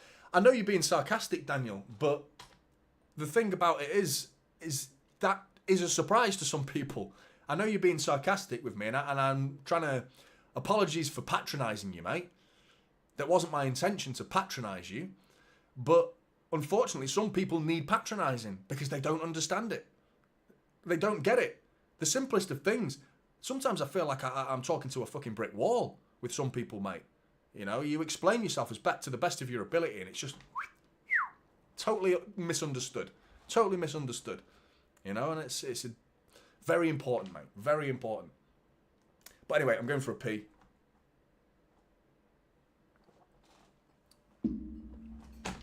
Come on, City. I'll be back in a sec. Don't forget to hit that like button if you haven't already. And subscribe if you're new and all that. Cha! Fucking chair.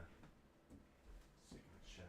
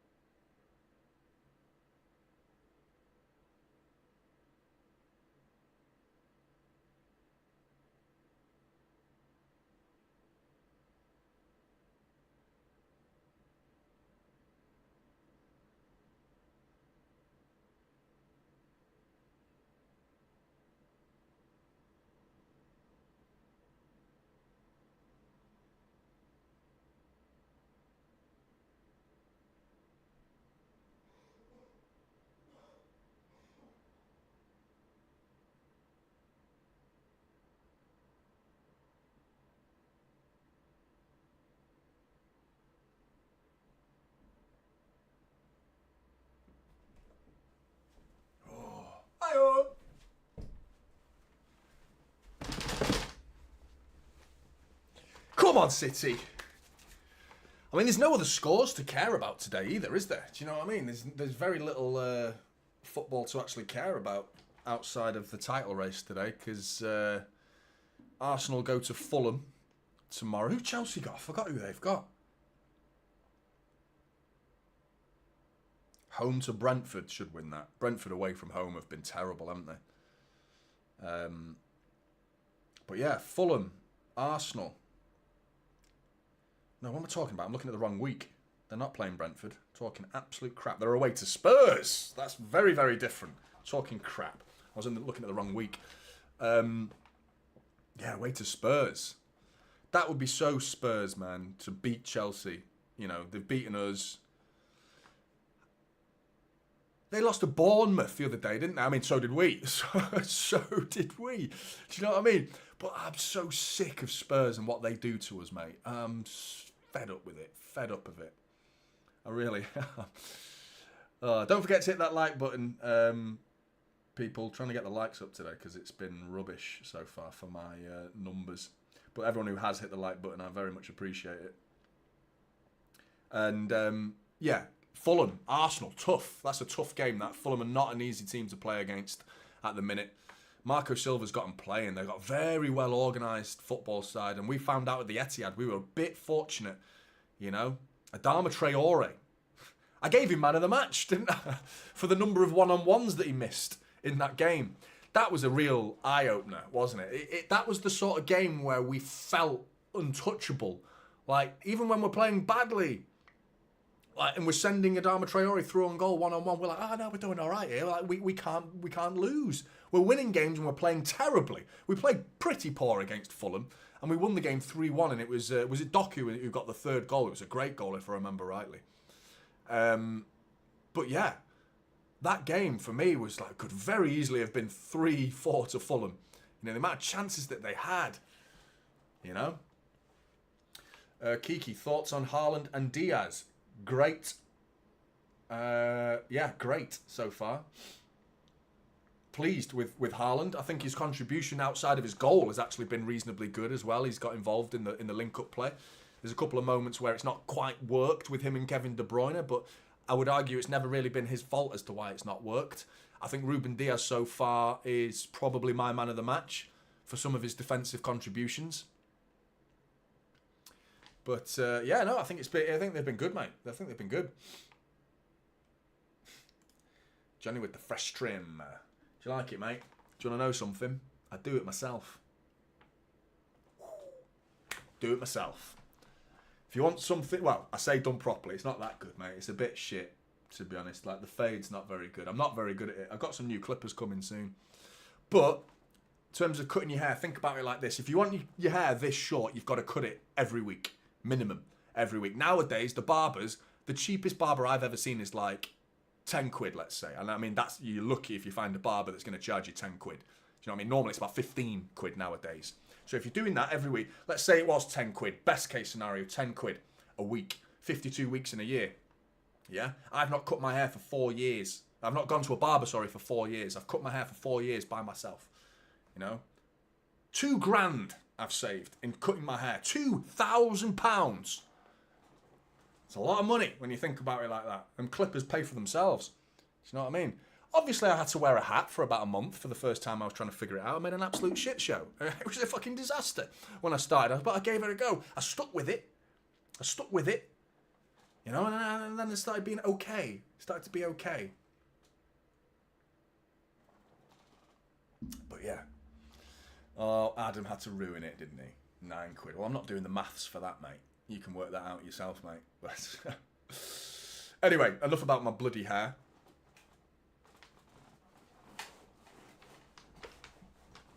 Anyway, Walker wet red card would be brilliant for City. Would it? I'm not sure about that, but I don't know. Fucking hell, Jeff. You'll have presidential hair though, won't you? $30 for a haircut, mate. That'll be presidential. Presidential, it will be. Better bloody I'd be for $30. Jesus Christ, where you getting your haircut? I know in America, I know that, but it's a lot of money that. 50p haircut. I mean, it could make your head look like a 50p. 50p for a haircut? What, was he using a lawnmower? Wow. 100 quid. Jesus.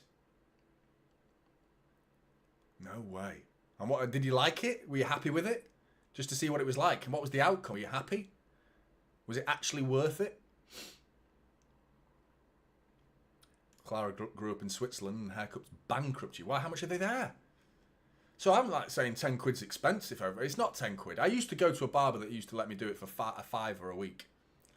And yeah, it was good. Got the job done.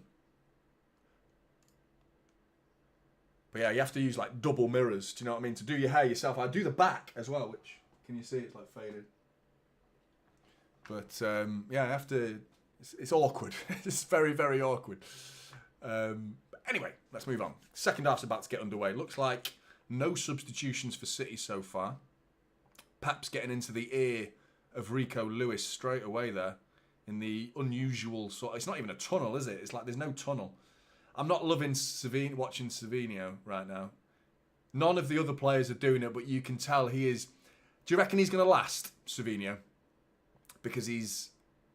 I mean, Mahrez was a bit of a soft arse when it came to the weather, but he's there. All the other City players are just talking normally, and Savinho was stood there like fucking freezing, like absolutely freezing.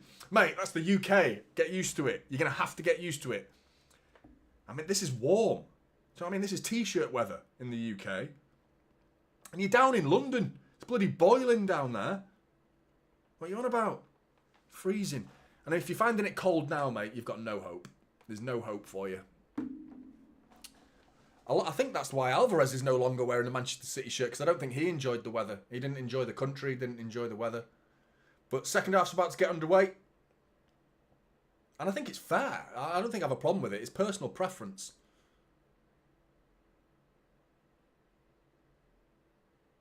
Bernardo Silva's going to get the game underway for the second half. And we're off. It's my little tradition that I don't know why I do that. Every time the game starts, I rub my hands together. It's just like a habit. Don't forget to hit the like button if you've just tuned in, Blues. And non-Blues as well, please. It would help. Even if you've come here to enjoy City losing.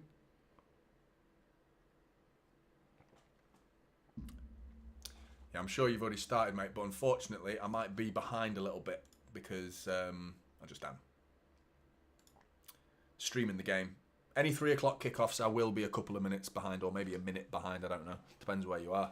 I know there's some people behind me right now because I can tell in the chat. But yeah, no subs at half time. But Nunes with a big pocket of space here down the left-hand side. Chops it onto his right foot.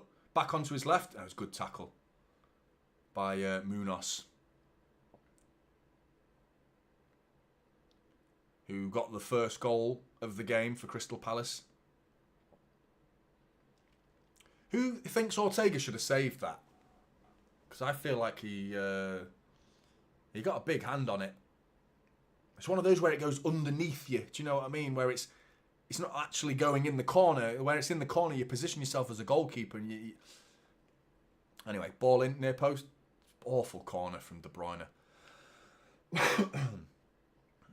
All the way back to Ortega.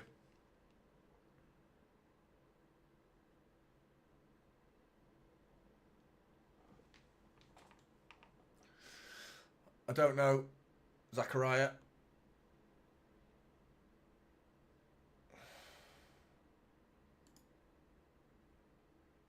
I understand.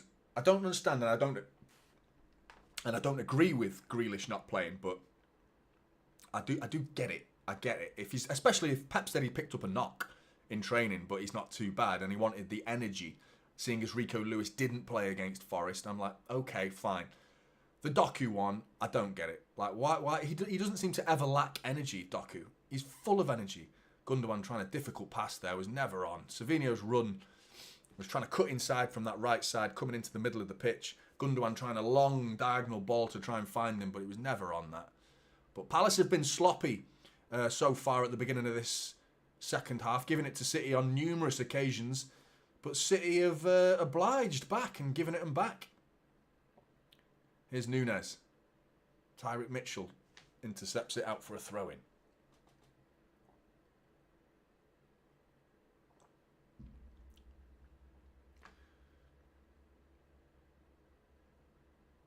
But yeah, I've always... call me old school, but...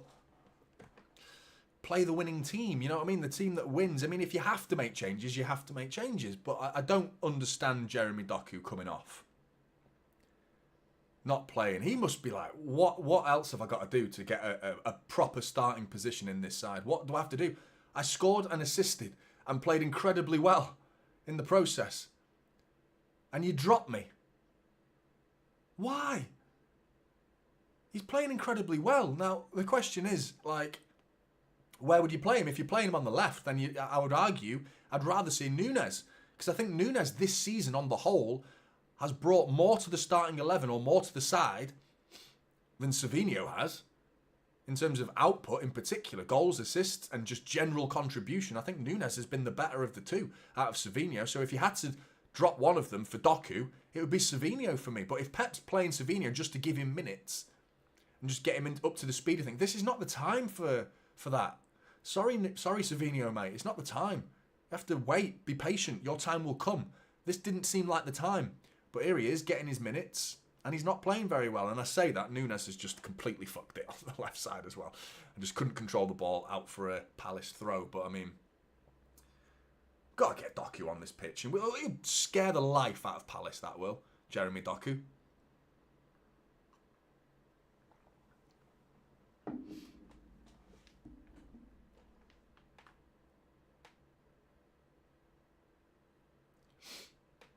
Don't forget to hit that like button, people. I'm trying to get to, well, 500 might be a bit of an ask. But let's call 500, shall we? Because we've got 377 likes so far. Do you reckon we could get to 400?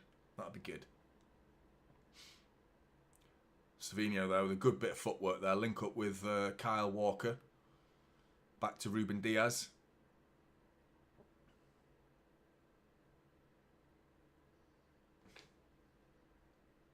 What are you going to tell him, Vice? What are you going to say?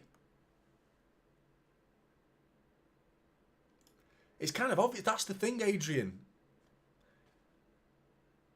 Sometimes it's just staring you in the face. Do you know what I mean? Like, it's obvious. Why? Yeah, why? Okay, if Pep's sort of... I've already said it now, that he's already answered the Grealish bit. He took a bit of a knock. Okay, but he's also on the bench, so it can't be that bad a knock. I've never known this football to be the bench. Good ball from Gundogan into De Bruyne, but his touch was poor. He's not quite having the same impact, Kevin De Bruyne, that he did against Nottingham Forest. But you never know with Kevin De Bruyne at any moment. And that's why it's worth having him on the pitch, because at any moment he can do something. And here he is down the left side. Plays it simply to Matheus Núñez. Gvardiol. Ruben Diaz. Rico, one-touch football for City. Into Haaland. Oh, De Bruyne just couldn't hook it enough. Couldn't get it around the corner for Haaland. But it was a good effort, that. It was a good attempt. Good football from City. And they look better. I mean, Palace have done nothing so far in the first 6 minutes of this game. But this is City. I knew I shouldn't have said it. They've given it away, City, on the halfway line. Here come Palace. Oh, I should never have opened my gob. Here comes Sarr. Eze, edge of the area. And Ruben Diaz with another block. Ruben Diaz, mate. Told you we hadn't finished defending. He's got a lot more coming. A lot more defensive work to come with you. Rico Lewis giving the ball away on the halfway line. Stupid, mate. I'm so... I think it's important to protect kids. When you're 19 years old, you should not be slagging them off. I don't think it's helpful. But, on the flip side, when you're playing in a Manchester City side, the expectancy levels are high, and Núñez giving it away. Honestly. That was so poor from Rico. Really, really poor. He was taken off him like a sweet off a baby. Do you know what I mean? Not good. And it's Ruben Diaz. They probably would have been saved by Ortega in the end, but there you go. That's literally, I was about to say, City have been playing well. Aren't we good? City have been playing well. And Palace have done nothing. And I was just thinking, as I was saying it, normally at this point is where they give it away, City, and go up the other end and score. And the other team go and score. Ball over the top. Gvardiol gets a bit lucky with a ricochet off his back. Bernardo Silva brings it forward. Here's Gundogan. What do you think of Gundogan so far in this game? I don't think he's had a bad game. He's been all right, Gundogan. He's been all right. A couple of nice passes. Difficult passes as well, not simple.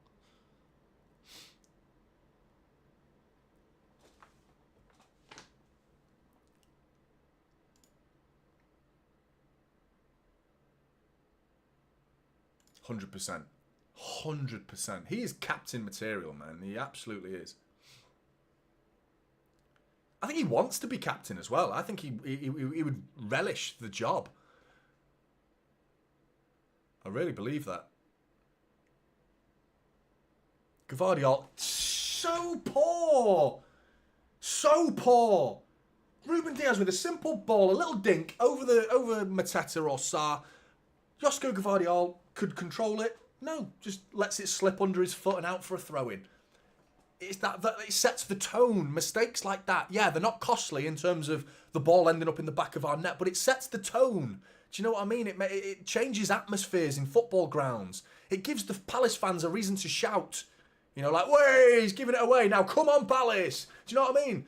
If you've ever been to a football ground, you'll know that, here we go, City in business. Edge of the... Nunes, no. Oh, it's blocked shot. City still got a chance here, though. Bernardo Silva. I think he's had a reasonably good game. Not effective, but he's not done anything wrong. He's kept it ticking. Played okay.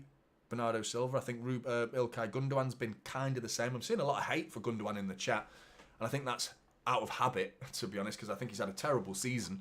But actually, I think if you focus on Gundogan's performances in the last couple of games, he's actually been all right, Gundogan. I think it's just because of previous performances he's been poor.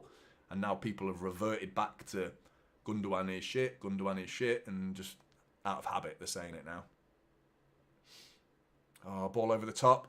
Where the fuck are we? Surely he's offside. Surely he's offside. We've got the ball back, but he wasn't offside. And Bernardo Silva's giving it away. This is shit. It's shit. I'm just saying he's having a reasonably good game, and now he's joining in the fucking circus. What a fucking bunch of clowns. Fucking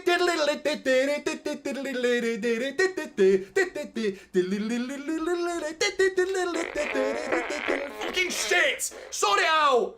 Just fucking gifs, man. What are they doing, man? Just giving the ball away every fucking minute of the game. We've given it in the way. Josko Gvardiol with a poor touch. Rico Lewis on the halfway line. Bernardo Silva just then. How many times, mate? Straight after, this has been 4 minutes since I said, City have been good. City have been good, haven't they? Fucking idiot. I'm such an idiot. Ball in for Palace. 2-0, 2-1. There you go. Should we carry on? 2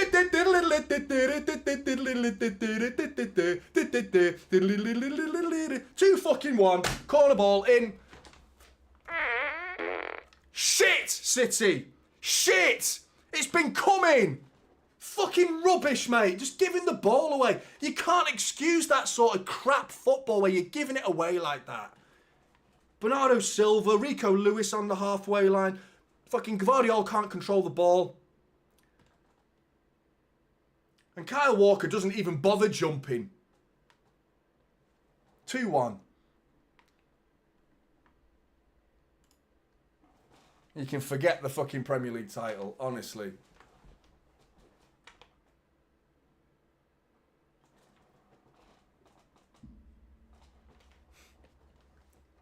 So poor. So poor.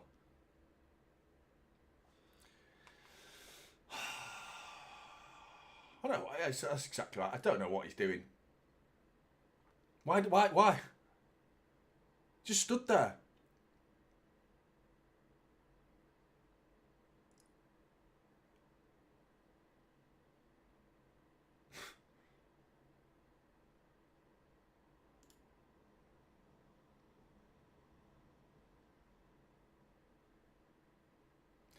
Yeah.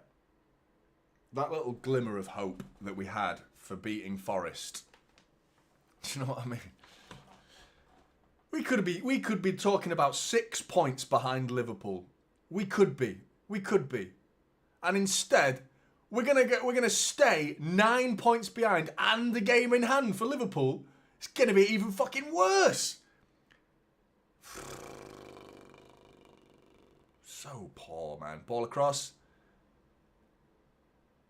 I presume a whistle's gone here because the players are just not doing anything. Yeah, flag's gone up. No, it isn't over yet. But you're right, mate. It is obvious that it's not over yet. But I mean, come on. The football that we've played, we brought it on ourselves. And even if we go and win this game, you telling me you're going to go into the next game confident? Even if we turn this round and win 3-2, do you think that's going to be like, oh, well done, City, now we're definitely going to go on a winning streak now? There's nothing about this performance that makes me confident about future fixtures. Even if we win, it doesn't do it. Because the catalogue of mistakes that are so clear for everyone to see, they've not gone anywhere. They're still abundantly obvious on the pitch. We just keep giving it away. I don't know how obvious it is to see, but Pep Guardiola, mate, you got to fix this, mate.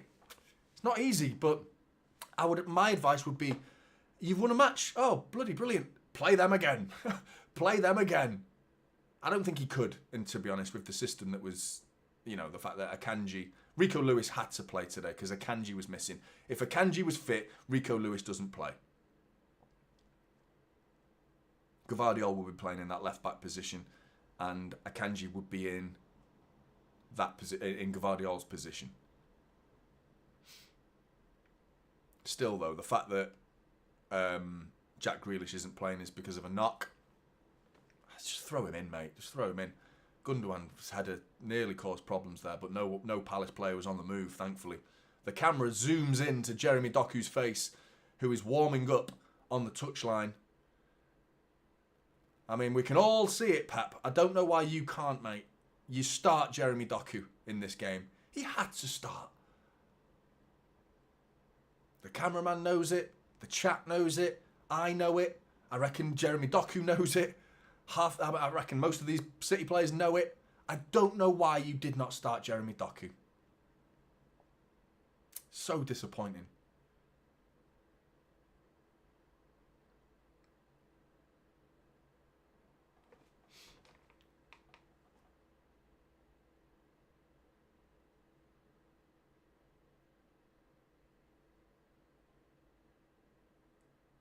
Half an hour to go. 2-1. Still can win this. We still can win this. But come on, chat, tell me, if we win this, be truthful, are you confident into the next game? Who is the next game? I haven't even looked that far ahead. I know we've got Juve coming up, haven't we? In the Champions League. Christ. I think De Bruyne is still finding little pockets, but he's struggling to link up with Haaland, with anybody. Ruben Diaz has got to deal with it. Ortega just twats Mateta. And Ruben Diaz has actually got the ball. Mateta stayed down. I think he wants the penalty there, but I mean... Oh yeah, next game, United in the Premier League. It's the derby. How could I forget? Maybe because my brain was just rejecting the idea of playing Man United right now. And playing like this.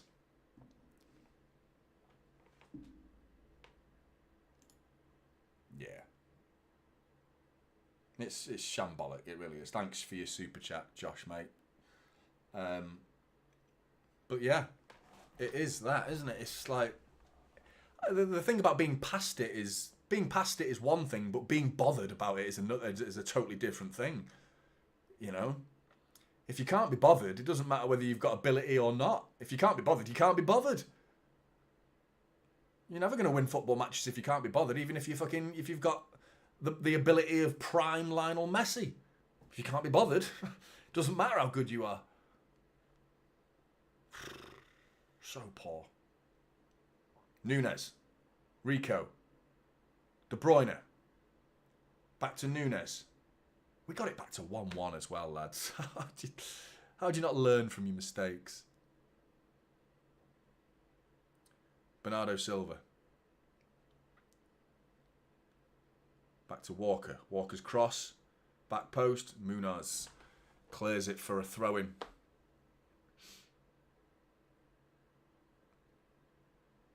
Mateta ambling back from the collision with Ortega, which I think he wanted a penalty, but he's not going to get that because Ruben Diaz just took the ball. I mean, it's just a coming together. They both just went into each other. Both were, it's either a free kick to Ortega or a penalty to Palace. It's the same impact from both of them, to be honest. So. De Bruyne goes long for Haaland. Gay clears it. Rico just... It's not sharp enough. You can just see it in the body language of these players, man. They're just like, oh. It's like Bambi on ice. Do you know what I mean? Like, they're just nervous. They don't know what to do and they don't believe it. They're not picking up the flight of the ball early. There you go. Good ball, Nunes. Rico. No one in there. Cuts it back to nobody. And then starts pulling the shirt. He's going to get himself a free kick here, surely. Surely. Tyrick Mitchell nearly ran away with it, and to be honest, I was glad he blew the whistle in the end because he actually came out of the challenge, even though Rico Lewis is doing his best to foul him. Can't even foul him properly.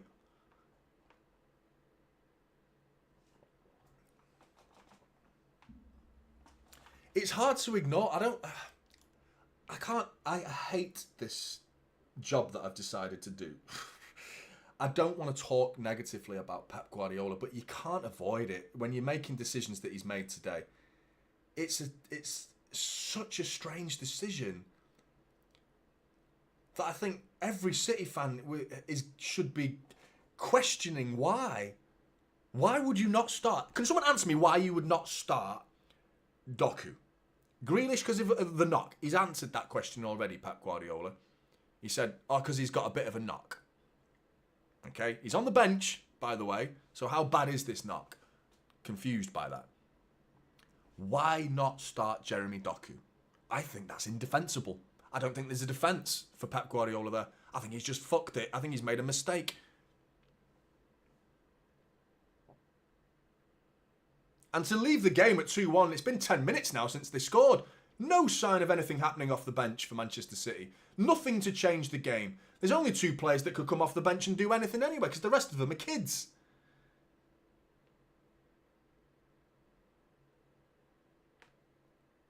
Grealish and Doku are the only options to come on now and actually do something positively in an attacking sense. And we're losing the game, so we kind of need to attack, don't we? Am I missing something here? Should we not be sending our attacking players onto the pitch? Here comes Kevin De Bruyne. And the ball nearly broke to Haaland. De Bruyne still brings that little glimmer of hope. When he gets the ball, there's just this feeling that you... Oh, Gundogan's giving it away. Palace is storming forward here. He's got Sarr. Mateta bringing it forward. Sarr on his right. Goes for the long-range effort. Poor decision because Ruben Diaz, again, with the block. Ruben Diaz, how many shots has he blocked so far? It's a minimum of 3 in this game from Ruben Diaz.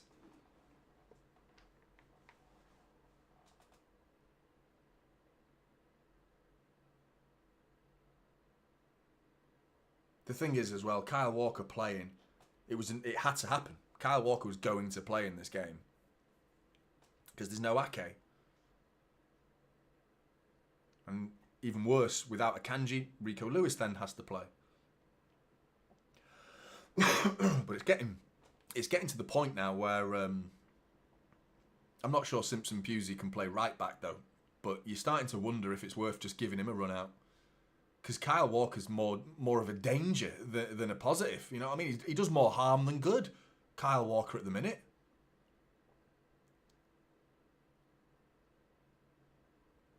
Fucking referee! Great tackle by the referee on Rico Lewis. Come on, City.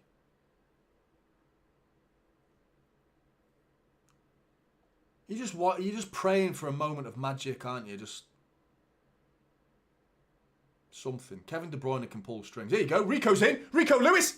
Rico! Rico Lewis! Rico! He's done the business. Rico Lewis. He's so shit. Rico Lewis. He's so shit. Rico Lewis. Oh, he's banged one into the top corner. Rico! Rico! Rico! 2-2. Come on! Rico! Rico! Rico! Rico! They said he's shit. They said he's shit and he's just pinged one into the top corner.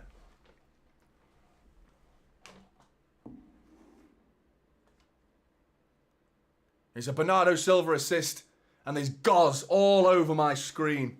Gotta wipe that off.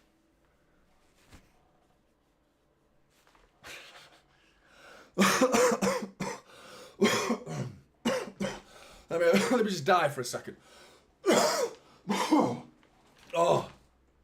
2-2. We can still win this now. Come on. Score before anyone tells me. I did it. I did it. I remembered. Hey, that's a finish as well. I'm having a coughing fit here. This is why Foden's not playing. I've got what Foden's got. Definitely. It's been going around Manchester, this.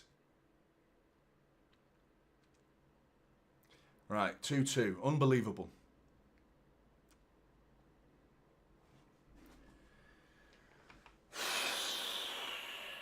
It's the mistakes that just make me feel like they've not finished scoring. Do you know what I mean?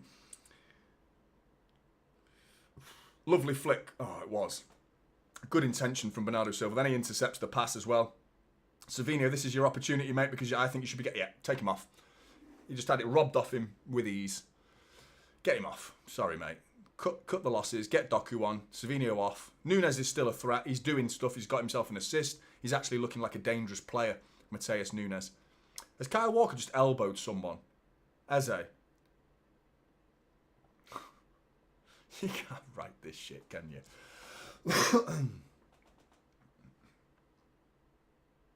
De Bruyne. Into Haaland. The flick on was too strong from Haaland, but the intention was there. It was good. Chalobah messing about with it. De Bruyne's nicked it. Fuck off, referee. Who's got a yellow there? Rico for mouthing off, I think.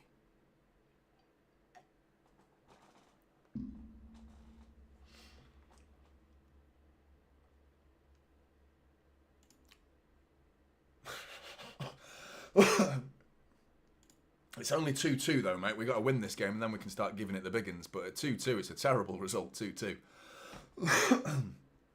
It needs to be a win. We can't afford to drop points, especially when Liverpool have their game called off. We can pile on the pressure. We can end up 6 points, sitting in second tonight. One more goal for City and no more for Crystal Palace equals second place.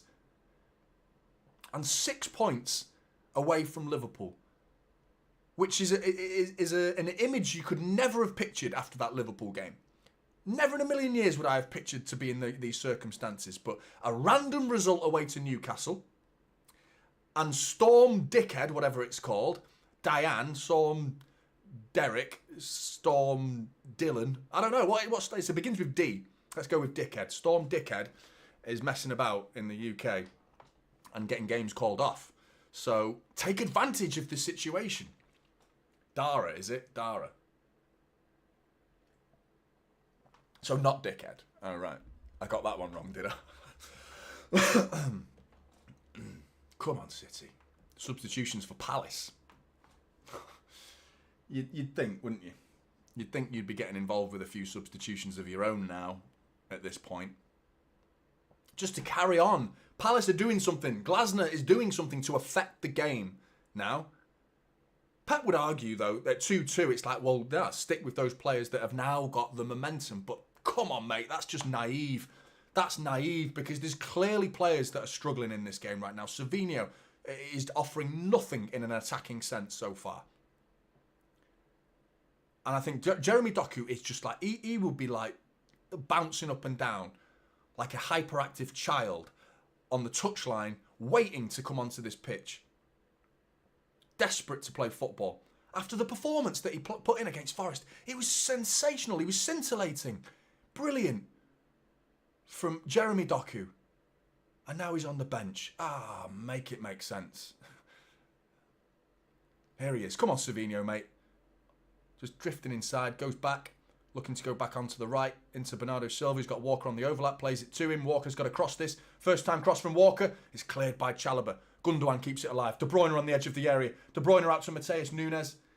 And the chance looks like it's drifting away a little bit. Here's Kevin De Bruyne. Dummy with the shot. And that's a deflection. Corner ball. City, come on.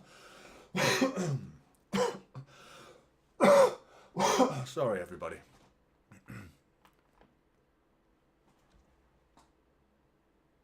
That's it, Rowan. That's exactly it.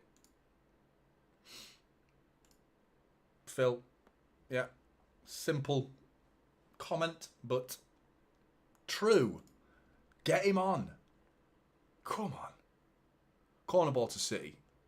17 minutes of normal time to go. De Bruyne with a laced corner ball. Ruben Diaz flicks it on. Haaland gets underneath it, and it's sort of cleared. Bernardo Silva, back post, no City player anywhere near that cross. It was about 4 Crystal Palace you could have chosen to head that ball to clear it. Gundogan. KDB. Back to Gundo. Bernardo Silva out on this left-hand side. Nunes. Gvardiol.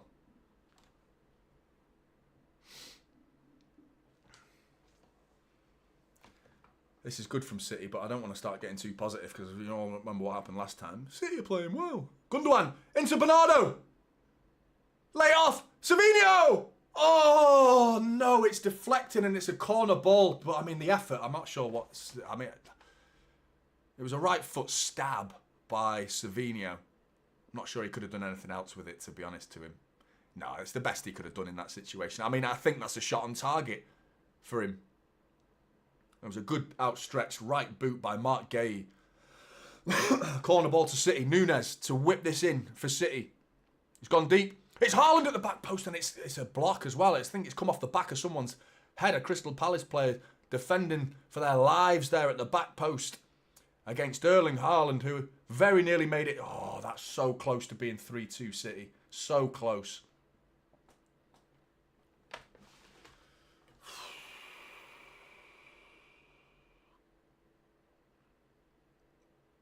Jeremy Doku, 15 minutes to go. Jeremy Doku has to come on now. Ball in from De Bruyne. It's cleared by Lacroix, Nunes. Ruben Diaz. Will Hughes goes down over something soft there. Cross comes in. Oh, you've fucking bought it. Referee has been sold a con job and he's bought it. Will Hughes goes down like a cheating sack of fucking albino shit. Sorry.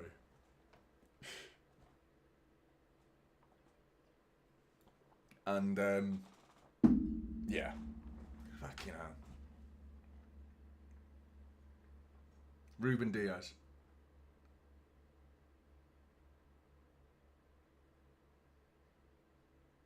What's this now, ref?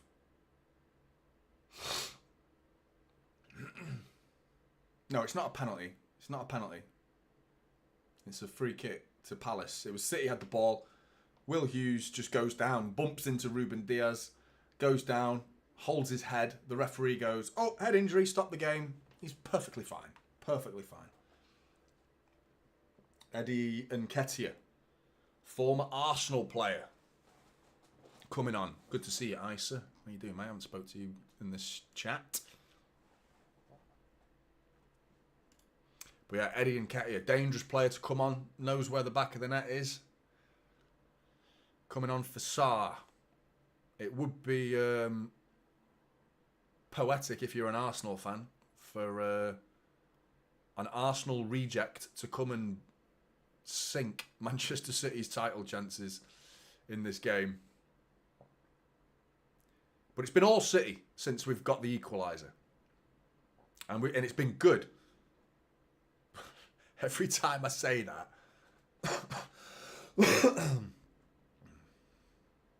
So, come on. I mean, the chat's just... It's just... You might as well just type Doku, Doku, Doku, Doku, Doku, Doku, Doku. Because it's so obvious, Pep. Get him on! Why is Savinho... I mean, he's not been terrible, Savinho, but he's not been good enough. You know what I mean? Whereas Doku, Who knows what he could do? He's that wild card. He'll just bring on this level of just like franticness that Palace might not be able to deal with. Offside. Looking out of our shape there. City were having to press.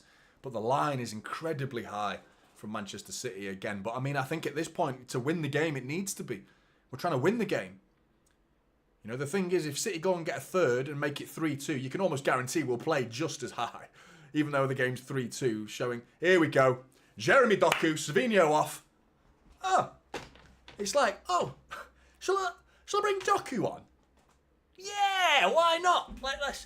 I mean, you could have done that about 15 minutes ago, but like, yeah. 12 minutes to go, Jeremy Doku onto the pitch. Savinho off. It's not like me and the whole chat have been saying it for the last 20 minutes. Crazy, man. Ball down the line. Doku. Oh, he doesn't win it. Get him off. That Doku's shit. Fucking whose idea was it to bring Jeremy Doku on? Oh, he's actually got a corner.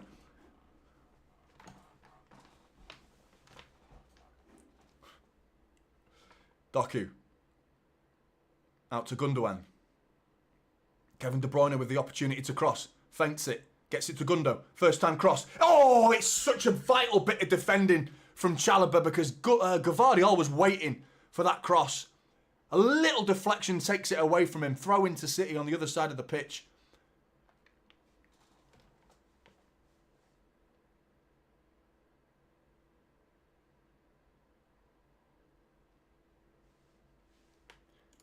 Big up, James.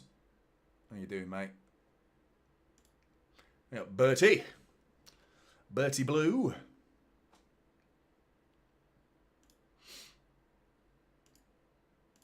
You're proper negative, you, mate. I can be negative, but I say it as I see it. You got to find the positives as well, mate. You are very negative. But it's... yeah, it's hard to find the positives in this performance, I must admit. But there's been some. There has been some. Nunes caught offside there. I mean, Lino, mate, bit giddy there to get your flag up. I'm sure there was a debate there. I'm not sure it was that obvious.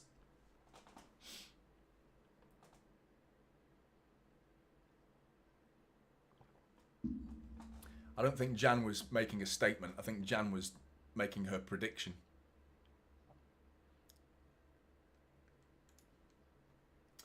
Oh, do you reckon we could get... oh, fucking Ortega comes out. Oh, I don't know. As soon as I look away, I just glanced and Ortega's like having to save it from being 3-2. One long ball here. Mateta wins it, flicks it on. Muniz. Ortega comes out. Great sweeper keeping, that is. Really good goalkeeping from Ortega. You guys might have answered it. But do you think Ortega should have saved it? I think he probably should. That first one.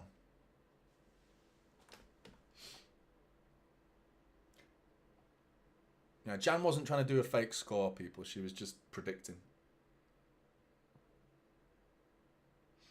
Anyone got a problem with Jan, you got a problem with me. Nunes onside this time, but he's got a lot of work to do. Cutting in from the left-hand side into the penalty area. Cross is blocked. Bernardo Silva gets involved and pokes it off Chalobah for a corner to City. 9 minutes to go.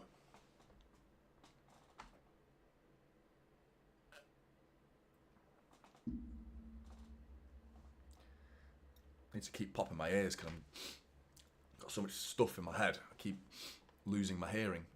So good when it comes back and you can just hear again, though. It's such a nice feeling. Kevin De Bruyne, ball in. Looks like it's a deep one. Dangerous. Good defending again on the fucking line, that is. Was that... here he is, Kevin De Bruyne. Jeremy Doku!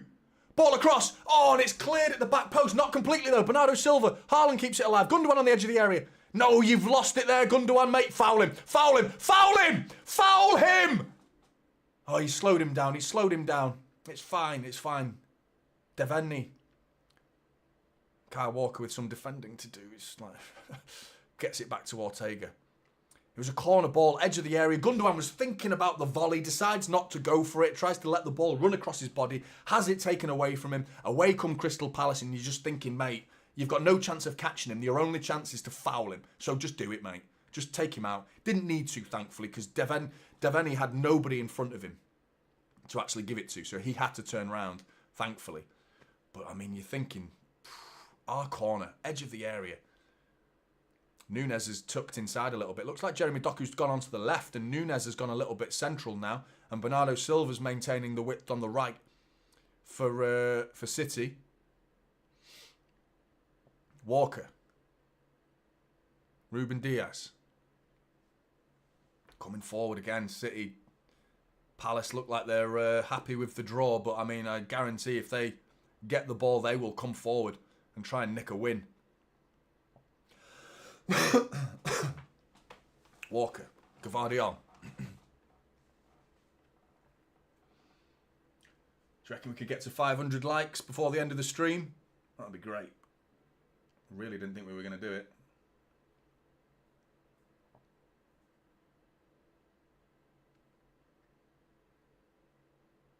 Rico Lewis. Oh, he's gone flying in there, Rico. He's on a yellow as well, isn't he? He's on a yellow. Oh, you're off, mate. See you, Rico. Red card. Rico Lewis. City down to 10 men.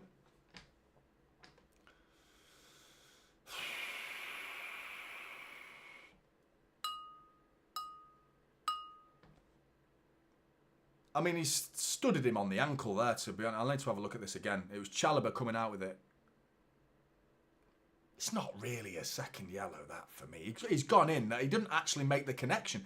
He ends up getting hurt. Chalobah ends up kicking him. It's not a second yellow. I think he could have let that slide, to be honest.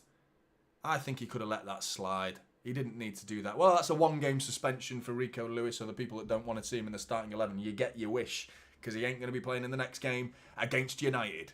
He misses the derby.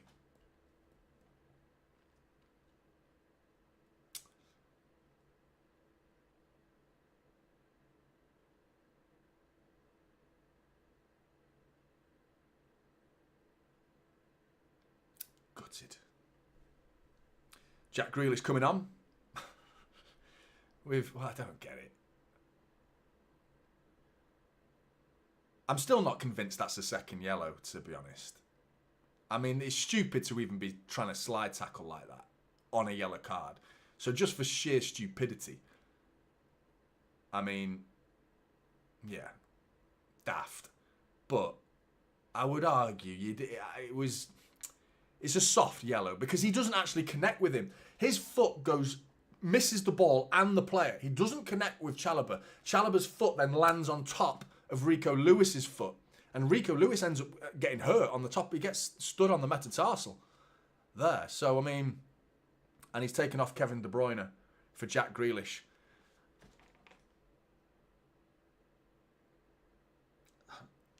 I'm lost with this one.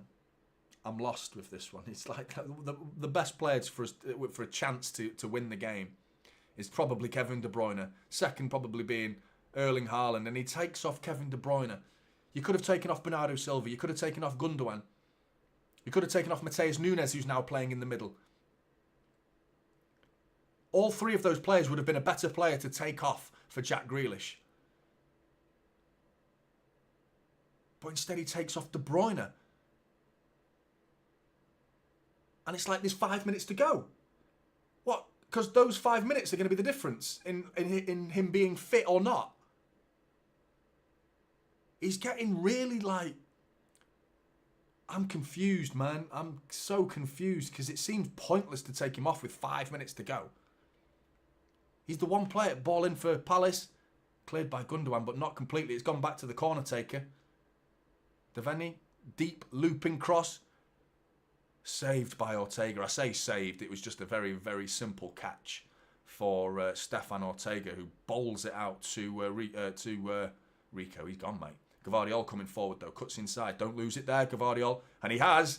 He's fucked it. He gets the free kick. You got away with murder there, mate. You got away with murder. That was not a foul.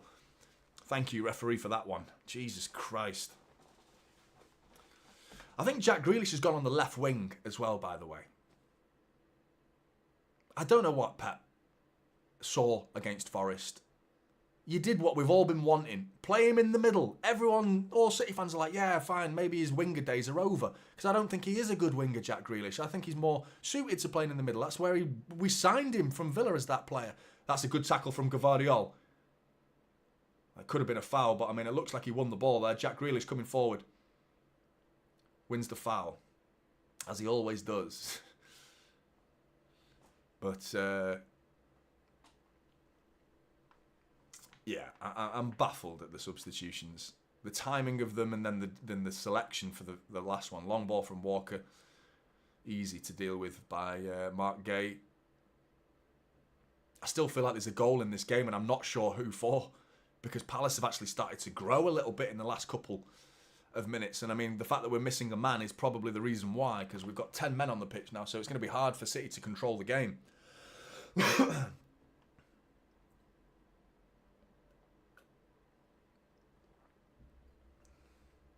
Stefan Ortega goes long. Goes out of play because Gvardiol doesn't win the duel. Oh, wow. Gvardiol just blagged the linesman then. Just said to him, it came off him. It didn't. He went, it came off him. And the linesman went, did it? All right, City ball. I'll take that, mate. Thank you very much. That was never a City throw-in. But here we go. Halfway line. Throw into City. Bernardo Silva just lumps it forward, down the line. Something to get underneath. No one does. Jeremy Doku tries to pick up the loose pieces. Haaland does. Jeremy Doku's got a player over on the right-hand side. It's Mateus Nunes. Doku's playing in the middle, to be honest. I mean, what are we doing? Spins his man. Jeremy Doku gets it into Bernardo Silva, and he just doesn't do enough with it. Takes too long on the ball. Overran. Snap him! Kyle, mate! He hit Kyle Walker. He got lucky, but there was an opportunity to hit him then. He overran it. And Nketiah coming forward with the ball, then he massively overran it. And Kyle Walker was like, oh, should I go, should I not? And as soon as you're taking your time with a decision like that, you've already lost the opportunity to tackle him because you're thinking about it.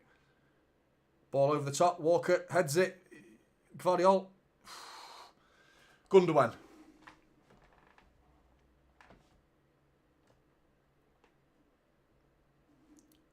Gvardiol out to Jeremy Doku. 90 minutes, nearly up. 4 minutes. 4 minutes of injury time. 4 minutes for Manchester City to arguably salvage our Premier League season because I can't see us coming back after dropping two more points. After finally getting the win. This was the game where you dictate form. You dictate the momentum. You get 2 wins in a row and all of a sudden you're smiling, you're laughing, everything's hunky-dory, you're feeling good. But no matter what the result in this game now, there is still massive problems for Manchester City. But Ruben Dias coming forward. Ruben Dias, I don't know, it's doing step-overs on the left wing here, Ruben Dias, trying to do something to affect the game, man. What a player he's been in this game, Ruben Dias. He's had a great game. He has had a great game, Ruben Dias. I don't know what he's doing down the left wing, though, to be honest. It's worrying. Here you go, Nunes. Opportunity. Gundogan with acres of space in the middle of the pitch. How has he got that much space with 10 men? Jack Grealish loses the ball. Tried to get his body in the way, but doesn't. Ruben Dias gets his hands on Mateta. Oh, no. Nketiah's through. Walker. Just foul him outside the box, mate. Bernardo Silva is taking him away from goal, and Nketiah goes back. Gay. Lacroix sprays a long pass out here to Munoz, who's got acres of space in the right-hand side for Crystal Palace. Chalobah. Grealish pretty much playing left wing-back at the minute for City. Gvardiol's lost his man. Ball over the top. We've lost our men. Nunes up in the air, and Nketiah's bringing it down in the penalty area. Devaney. Blocked by Bernardo Silva. It's a corner ball, and we've already conceded one from a corner. Come on, City. I mean, a point's better than nothing, but still not good enough. Still not good enough. And we're hanging on for a point now with Palace. Corner ball.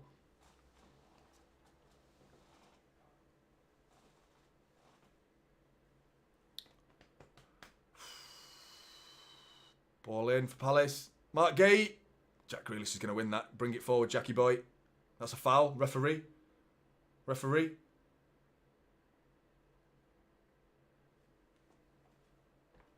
Yellow card. This has got to be lumped forward really now for City.